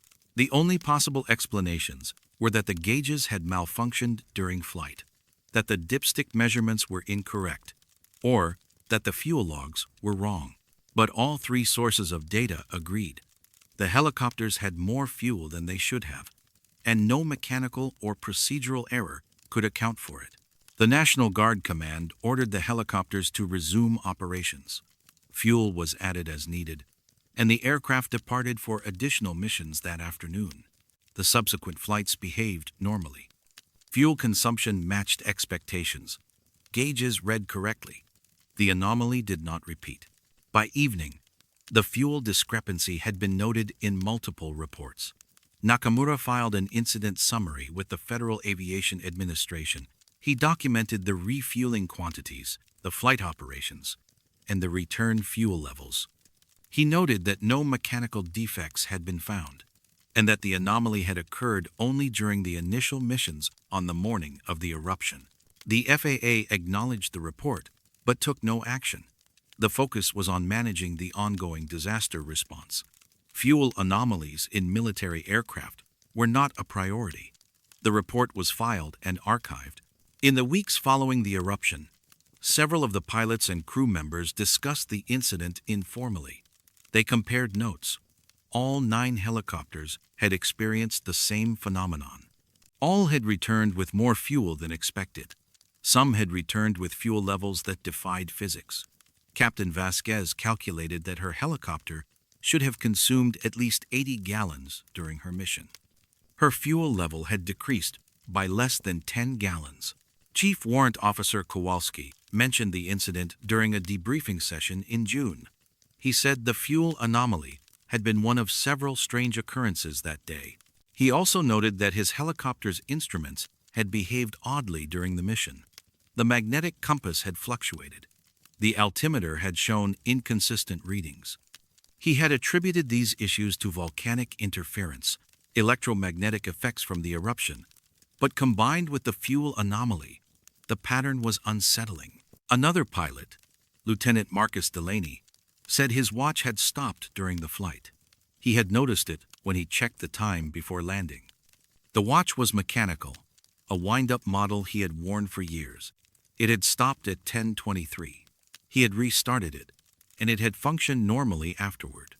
He did not know if the stoppage was related to the fuel anomaly, but he remembered it because it had never happened before. In July of 1980, a journalist named Thomas Rourke investigated the story. He had heard rumors about the helicopters and contacted several of the pilots. Most were reluctant to discuss the incident on record. They did not want to be associated with unexplained phenomena, but Kowalski agreed to an interview. He described the fuel readings and the instrument irregularities. He said he did not have an explanation, but he was certain the data was accurate. The helicopters had not used fuel in proportion to their operations. Rourke contacted Nakamura and requested access to the fuel logs. Nakamura provided copies. Rourke reviewed them and confirmed the discrepancies.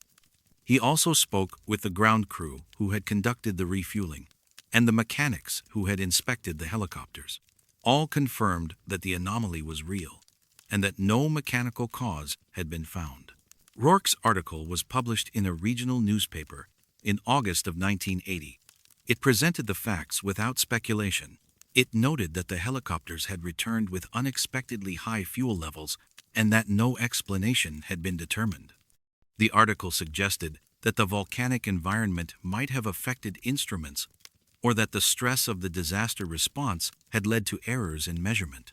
But it also noted that multiple independent checks had confirmed the anomaly. The article received limited attention. In the context of the eruption's broader impact, the fuel anomaly seemed minor. 57 people had died. Entire landscapes had been destroyed. A few helicopters returning with extra fuel was not a priority. But within the aviation community, the story circulated quietly. Pilots and mechanics discussed it.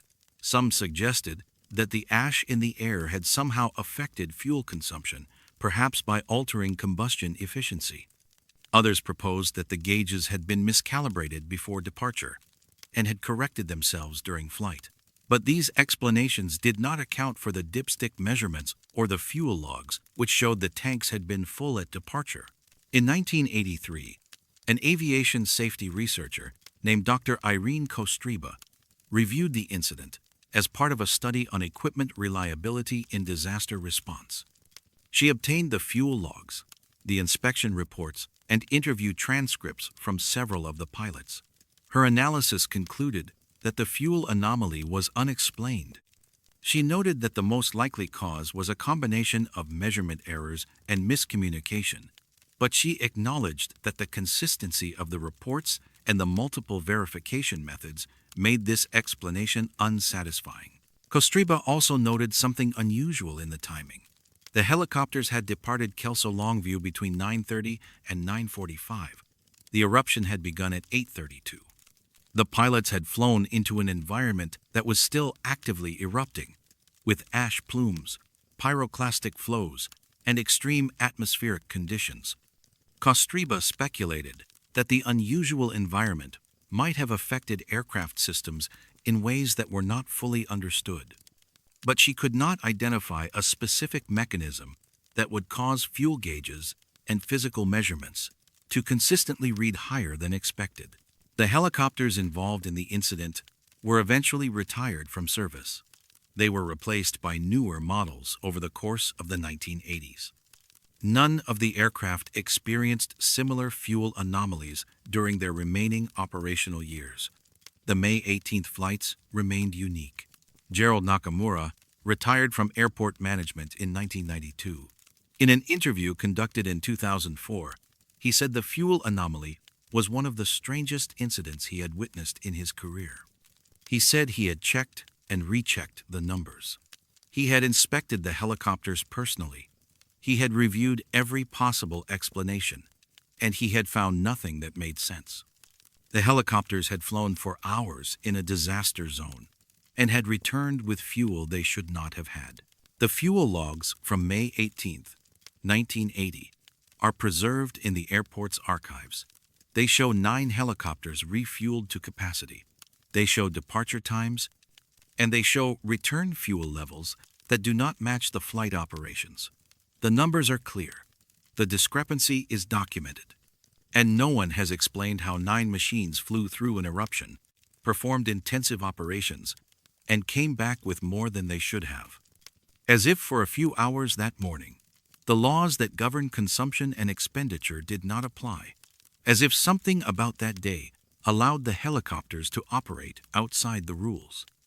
And then, as suddenly as it began, it stopped, leaving only the logs and the quiet testimony of pilots who flew into disaster and returned with fuel that should not exist.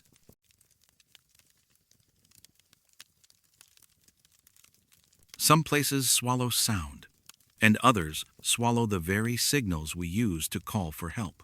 Johnston Ridge Observatory sits on a promontory 5 miles north of Mount St. Helens, named for Dr. David Johnston, the young volcanologist who died there during the eruption on May 18, 1980. Johnston had been operating a USGS monitoring station at that location, measuring seismic activity and gas emissions in the days before the mountain exploded. His final radio transmission, sent at 8:31 that morning, reported the beginning of the eruption. Moments later, the lateral blast reached his position. His body was never found. The ridge where he worked was scoured clean by superheated gases and debris traveling at supersonic speed. The site where Johnston's trailer and equipment had been stationed became known as Miner's Car, a reference to a vehicle abandoned nearby during earlier mining operations. The exact coordinates are well documented. The location is marked on maps, and since the eruption, it has been the center of a phenomenon that no one has been able to explain. Radio equipment does not work there. Not occasionally, not intermittently, not at all. Within a quarter-mile radius of Miner's Car, all radio transmission and reception cease completely. The effect is absolute and consistent. Cell phones, two-way radios, GPS units, satellite communicators, all become silent when they enter the zone, and all resume normal function the moment they leave. The phenomenon was first documented in 1982 during early reconstruction efforts on Johnston Ridge. A Forest Service crew was conducting site surveys to plan the future observatory. The crew used handheld radios to maintain communication between team members spread across the ridge. At approximately 10 in the morning on July 14th, one crew member, a surveyor named Vincent Prokop, lost radio contact with the rest of his team. Prokop had been working near the location of Miner's Car, taking elevation measurements and marking reference points. His radio, which had been functioning normally all morning, suddenly went silent. He could not transmit. He could not receive. He checked the battery. Full. He checked the antenna. Intact. He switched channels. Nothing. He walked back toward his colleagues, and at a certain point, approximately 400 yards from where he had been working, his radio crackled back to life. Prokop reported the incident to his supervisor, Daniel Kowalczyk. Kowalczyk tested his own radio in the same area. He experienced the same result: complete silence within a specific radius. Normal function outside it. The crew spent the afternoon mapping the boundary. They walked the perimeter with radios, noting where signals failed and where they returned. The zone was roughly circular, centered on Miner's Car, with a radius of approximately 1,300 feet. Kowalczyk documented the finding in his report. He noted that the silent zone did not correspond to any obvious topographic feature. The ridge was relatively flat in that area. There were no deep ravines or metal deposits that might interfere with radio waves. The blast from the eruption had left the ground barren, so there was no forest canopy or dense vegetation to block signals. The zone existed in open terrain, with clear lines of sight in all directions. The report was filed with the Forest Service and forwarded to the USGS. It was noted as a curiosity, but not investigated immediately.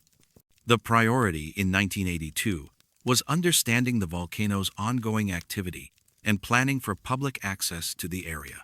A localized radio interference problem was low on the list of concerns, but the phenomenon persisted. Other crews working on the ridge encountered it. In 1983, construction workers building the Johnston Ridge Observatory experienced the same radio blackout. Equipment functioned normally throughout the construction site, except in the zone around Miner's Car. Workers learned to avoid that area when they needed to maintain radio contact. By 1984, the silent zone had become common knowledge among people working on the ridge. It was mentioned in safety briefings. Workers were told that radios would not function near Miner's Car and that they should stay within visual range of colleagues if working in that area. The zone was accepted as a fact, unusual but manageable. In 1987, the Johnston Ridge Observatory opened to the public. Visitors began arriving in large numbers. Some of them noticed that their cell phones and radios did not work in certain areas. Rangers stationed at the observatory confirmed the phenomenon. They explained it as a quirk of the local terrain, possibly related to residual volcanic effects or unusual mineral deposits. But privately, many rangers found it unsettling. Ranger Patricia Lindstrom, who worked at the observatory from 1988 to 1992, described the zone in an interview years later. She said that walking into it felt like crossing a threshold. The air did not change, the temperature did not shift, but the absence of radio noise was noticeable. Modern radios produce a constant low-level hiss or static when they are active. Inside the zone, that background noise disappeared entirely. The silence was complete. Lindstrom also noted that visitors sometimes reported feeling uneasy near Miner's car. Not frightened, just uncomfortable. Some said they felt watched. Others said the area felt heavier, as if the air pressure had changed. Lindstrom said she had experienced this herself. She could not describe it precisely. It was a sensation rather than anything measurable. A sense that something about the space was different from the rest of the ridge. In 1993, a team from the University of Washington conducted the first scientific investigation of the silent zone. The team was led by Dr. Alan Fujimoto, an electrical engineer specializing in radio frequency propagation. Fujimoto brought spectrum analyzers, field strength meters, and various radio equipment to test the phenomenon under controlled conditions. His team confirmed the radio blackout. Within the zone, all tested frequencies failed to transmit or receive. AM, FM, VHF, UHF. Nothing worked. The equipment itself functioned. Transmitters generated power. Receivers detected nothing. It was as if the radio waves were being absorbed or blocked by something in the environment. Fujimoto tested for electromagnetic interference. He measured background radiation levels. He used ground-penetrating radar to search for subsurface features that might affect radio propagation. He found nothing unusual. The mineral composition of the soil was consistent with the surrounding area. There were no metallic deposits, no unusual geological formations, no underground cavities. He also tested line-of-sight transmissions. Radio signals travel in straight lines and can be blocked by obstacles. But the silent zone affected signals in all directions, including those transmitted straight up toward satellites. GPS receivers, which rely on signals from overhead, failed inside the zone, just as completely as ground-based radios. Fujimoto's report, published in 1994, concluded that the phenomenon was real and measurable, but unexplained. He noted that radio silent zones can occur naturally in areas with specific geological features, but those zones are typically associated with deep valleys, metallic ore bodies, or ionospheric anomalies. None of these conditions existed at Johnston Ridge. The silent zone should not be there, but it was. The report generated some academic interest, but no follow-up studies. Funding for research into localized radio anomalies was limited. The phenomenon was not a threat to public safety. It was simply an oddity, noted and filed. In 2003, a telecommunications engineer named Gregory Vasquez visited Johnston Ridge with handheld spectrum analyzers. He was interested in unusual propagation effects and had read about the silence zone. He spent 2 days testing the area with modern digital equipment. His findings matched Fujimoto's from a decade earlier. Complete radio silence within the zone. Normal function outside it. No detectable cause. Vasquez also documented something Fujimoto had not mentioned. The boundary of the zone was precise. Within a few feet, radio signals transitioned from complete silence to normal operation. There was no gradual degradation, no fade zone. The transition was abrupt, as if crossing an invisible wall. He tested this by walking slowly toward Miner's car, with a radio transmitting a continuous tone. A colleague stood outside the zone with a receiver. As Vasquez walked, the tone remained clear. Then, at a specific point, the tone cut off instantly. No static, no distortion, just silence. When Vasquez stepped back a few feet, the tone returned immediately. He repeated this test multiple times at different points along the boundary. The result was consistent. The zone had a sharp edge. Vasquez's findings were published on a personal website in 2004. They attracted the attention of several researchers interested in anomalous phenomena, but no formal investigation was initiated. The silence zone remained a documented oddity, with no explanation. In 2010, the Forest Service conducted a comprehensive survey of the Johnston Ridge area using modern GPS and radio equipment. The survey was part of routine maintenance and updating of communication infrastructure. The surveyors confirmed that the silence zone still existed. Its size and location had not changed in 28 years. The center remained at Miner's Car. The radius remained approximately 1,300 feet. One of the surveyors, a technician named Laura Mendez, noted in her report that the persistence of the zone was unusual. Radio interference caused by geological features can change over time as erosion or seismic activity alters the landscape. Interference caused by human structures fades when those structures decay. But the silence zone at Johnston Ridge had remained constant for decades. It had not expanded. It had not contracted. It had not moved. Mendez also tested various explanations. She checked for buried metal debris from the eruption. She measured soil conductivity. She examined the local magnetic field. Nothing she found could account for the complete radio blackout. She concluded her report by stating that the zone's persistence suggested a stable, localized effect, but she could not identify the source. In 2015, a documentary crew filming a segment about Mount Street Helens tested the silence zone on camera. They brought multiple radios, a satellite phone, and GPS units. They demonstrated the effect clearly. Equipment worked outside the zone. Inside, it failed. The footage showed the abrupt transition at the boundary. The crew interviewed rangers and scientists. No one could explain it. The documentary aired on a regional television network. It generated some public interest. A few researchers contacted the Forest Service requesting access to conduct studies. But by then, the silence zone had been known for over 30 years. It was documented, it was real, and it was unexplained. Additional studies seemed unlikely to reveal anything new. In 2020, during the 40th anniversary of the eruption, a team from the Pacific Northwest Seismic Network revisited the site with updated equipment. They were interested in whether the zone affected other types of signals beyond radio frequencies.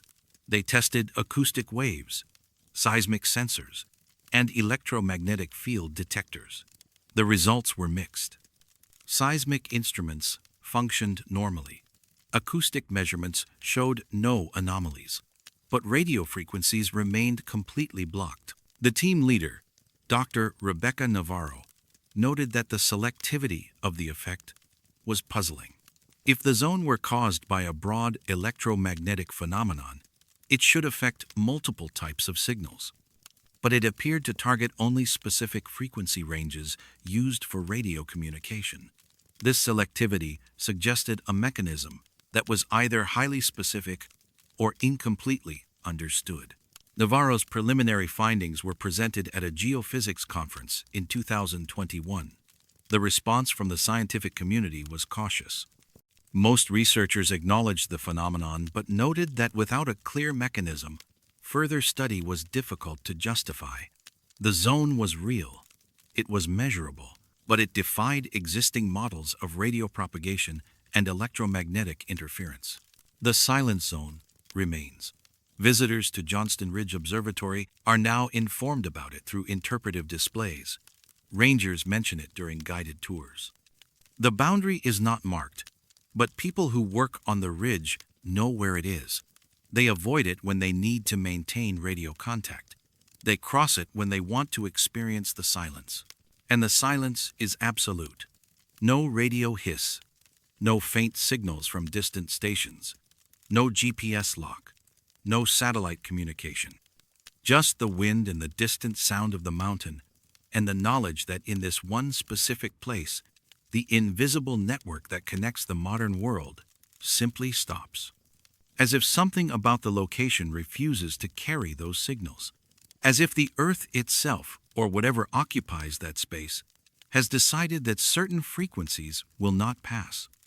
And for 45 years, nothing has changed.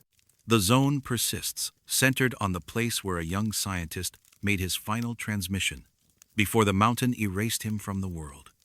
And now, in that same spot, all transmissions cease, all calls go unheard, and the silence waits, as permanent as the ridge itself, offering no explanation and no end.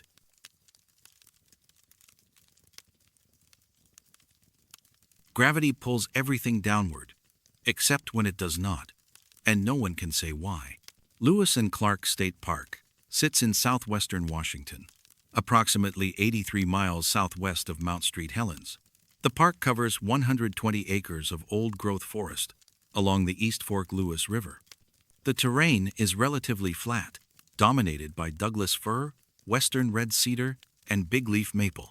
The area is known for its hiking trails and campgrounds, popular with families and nature enthusiasts.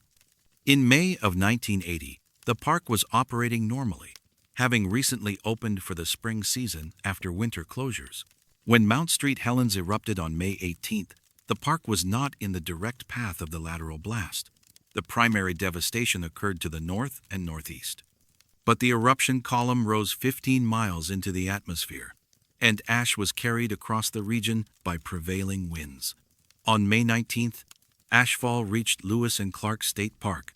The accumulation was modest, approximately 1 to 2 inches across most of the area. It was an inconvenience, not a disaster. Park staff began cleanup efforts. Visitors were advised to stay on paved areas and avoid disturbing the ash. At approximately 2:15 in the afternoon on May 19th, several people in the park witnessed something that should not have been possible. In a clearing near the main picnic area, volcanic ash began falling upward. The first person to notice was a visitor named Gregory Kowalski. He had been at the park with his family, taking photographs of the ash-covered landscape. He was standing near the edge of the clearing when he saw movement. At first, he thought it was wind lifting loose ash into the air, but the movement was localized and vertical. A column of ash, roughly 50 feet in diameter, was rising steadily into the sky. Kowalski called to his wife Sandra and their 2 children. They watched the phenomenon for several minutes. The ash particles were moving upward in a defined column, like smoke from a chimney, but denser and more deliberate. The column extended from ground level to well above the treetops. Where it thinned and dispersed, Kowalski estimated it rose at least 200 feet before becoming invisible. Other visitors gathered to watch. One of them, a retired engineer named Thomas Fujimoto, timed the event with his wristwatch. He noted that the upward movement of ash began at approximately 2:15 and continued for 18 minutes. At 2:33, the column abruptly ceased. The ash stopped rising. The clearing returned to normal. Fujimoto also noted that there was no wind. The day was calm. Trees around the clearing were still. The upward movement of the ash was not caused by any detectable air current. Another witness, a biology teacher named Margaret Lindstrom, observed the phenomenon from a different angle. She had been hiking a trail that passed near the clearing. She saw the column from approximately 100 yards away. She said it looked like a reverse waterfall. The ash was moving upward with steady velocity, not drifting or swirling. The column had sharp boundaries. Inside the column, ash moved up. Outside it, ash lay undisturbed on the ground. Lindstrom approached the clearing to get a closer look. She walked to the edge of the column. She could see the ash particles clearly as they rose past her. She said they were moving at a speed she estimated as 10 to 15 feet per second. She reached out her hand into the column. The ash that touched her skin felt normal, cold, dry, gritty. But once it made contact, it fell to the ground like ordinary ash. The particles that did not contact anything continued rising. Park Ranger Elaine Duval was notified of the phenomenon. At approximately 2:20, She drove to the clearing and arrived just before the event ended. She witnessed the final few minutes of the upward ash movement. She documented the location and took notes. After the column stopped, she examined the ground within the affected area. The circular patch, roughly 50 feet in diameter, had noticeably less ash than the surrounding terrain. It looked as though the ash had been swept away, but it had not been swept. It had risen and disappeared. Duval collected soil samples from inside and outside the circle. She marked the location with stakes. She photographed the site. Then she filed a report with the park supervisor and the Washington State Department of Natural Resources. The report was brief. It described the witness accounts, the duration of the event, and the physical evidence. It did not offer an explanation. In the days following the event, several of the witnesses were interviewed by local journalists. Gregory Kowalski provided photographs he had taken. The images showed the clearing and the witnesses, but the ash column itself was difficult to capture on film. The particles were small and dispersed. The column was visible to the eye but not easily photographed. The images showed people looking upward, pointing, but the column appeared only as a faint distortion in the air. Thomas Fujimoto described the experience in detail. He said he had worked as an engineer for 30 years and understood fluid dynamics. He could not explain what he had seen. Air currents do not behave that way. Localized updrafts occur near heat sources or in specific topographic conditions, but the clearing was flat and open. There was no heat source. The air temperature was cool, and even if an updraft had been present, it would have lifted other materials, leaves, small twigs, loose soil, but only the volcanic ash had risen. Everything else had remained on the ground. Margaret Lindstrom emphasized the column's precision. She said the boundary was as clear as if it had been drawn with a compass. The ash rose within the circle and nowhere else. She said it reminded her of a scientific demonstration, like iron filings aligning with a magnetic field. Something was acting on the ash particles specifically, and only within that defined area. Other witnesses corroborated these observations. A family from Portland, visiting the park for the day, had been picnicking near the clearing. They watched the entire event.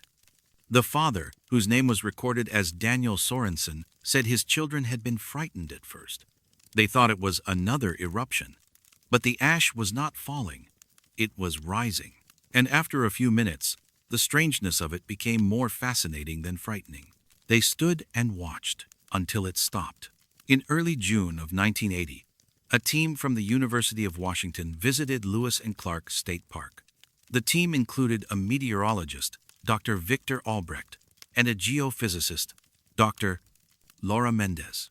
They examined the clearing and collected additional soil samples.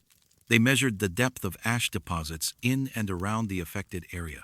Their findings confirmed the witness accounts. The circular area had significantly less ash than the surrounding terrain. The boundary was distinct. The pattern was not consistent with wind erosion or human disturbance. Dr. Albrecht tested for meteorological explanations. He reviewed weather data from May 19th. No unusual wind patterns. No temperature inversions. No atmospheric conditions that would create a localized updraft. He also examined the possibility of dust devils or whirlwinds. These phenomena can lift particulate matter, but they leave distinctive patterns and are accompanied by visible rotation. The witnesses had described a straight vertical column with no rotation. Dr. Mendez investigated geological and electromagnetic explanations. She tested the soil for unusual mineral content. She measured magnetic field strength. She checked for underground cavities or features that might create air pressure differentials. She found nothing anomalous. The soil composition was typical of the region. The magnetic field was normal. There were no subsurface voids. The team's report, filed in July of 1980, concluded that the phenomenon was unexplained. The witness accounts were consistent. The physical evidence supported their claims. But no known natural process could account for volcanic ash rising in a localized column for 18 minutes in the absence of wind or heat. The report was submitted to the Washington State Department of Natural Resources and the USGS. It was noted and filed. No further investigation was commissioned. The priority in the summer of 1980 was managing the ongoing effects of the eruption, monitoring the volcano, and coordinating recovery efforts. A brief anomaly in a state park 83 miles from the crater was not considered urgent. In 1983, a graduate student named Rebecca Navarro included the Lewis and Clark incident in her thesis on atmospheric anomalies associated with volcanic eruptions. She interviewed several of the original witnesses. Their accounts had not changed. They remained certain of what they had seen. Navarro also visited the site. By then, the ash had been cleared from the park. The clearing looked like any other open space in the forest, but the soil samples she collected showed a lasting difference. The circular area had less volcanic material in the upper soil layers compared to the surrounding terrain. The ash that had risen on May 19th had never come back down. Navarro's thesis was completed in 1984. She concluded that the event was real, but that existing atmospheric models could not explain it. She suggested that further research might reveal previously unknown interactions between volcanic ash and local atmospheric conditions, but no such research was conducted. In 1997, a science journalist named Alan Kostreba wrote an article about unexplained phenomena related to the Mount Street Helens eruption. He included the Lewis and Clark incident. He contacted the original witnesses, many of whom still lived in the area. They confirmed their accounts. Gregory Kowalski said he thought about it occasionally. He said he had seen things in his life that surprised him, but nothing that defied explanation the way the upward falling ash had. He said it was one of those experiences that stays with you because it should not have happened, but it did. Ranger Elaine Duval, retired by then, said she had filed an honest report of what she had witnessed. She said she did not know what had caused it. She said the park had returned to normal within days. The ash was cleaned up. Visitors came back. Life continued. But she kept the soil samples and the photographs. She said they were evidence that the event had been real, even if no one could explain it. The article was published in a regional magazine. It generated some interest, but no new investigations. The Lewis and Clark incident remained a footnote in the broader story of the eruption. A strange occurrence witnessed by multiple people, documented by physical evidence, and never explained. The clearing at Lewis and Clark State Park is still there. Families picnic in it. Children play. Hikers pass through on their way to the trails. Most people do not know that for 18 minutes in 1980, the ash that covered the ground rose into the sky and disappeared. Most people do not know that the soil beneath them is different from the soil around them, marked by an absence that should not exist. The witnesses know. They remember the column rising, steady and silent, defying gravity without sound or wind. They remember standing at its edge, watching particles move upward until they vanished. And they remember the moment it stopped, as suddenly as it had begun, leaving a circle on the ground where the ash had been swept away by a force no one could name. The ash rose. The ash disappeared. And the circle remains invisible now, but measurable. A permanent record of 18 minutes when the rules of falling were reversed, and no one has ever explained why.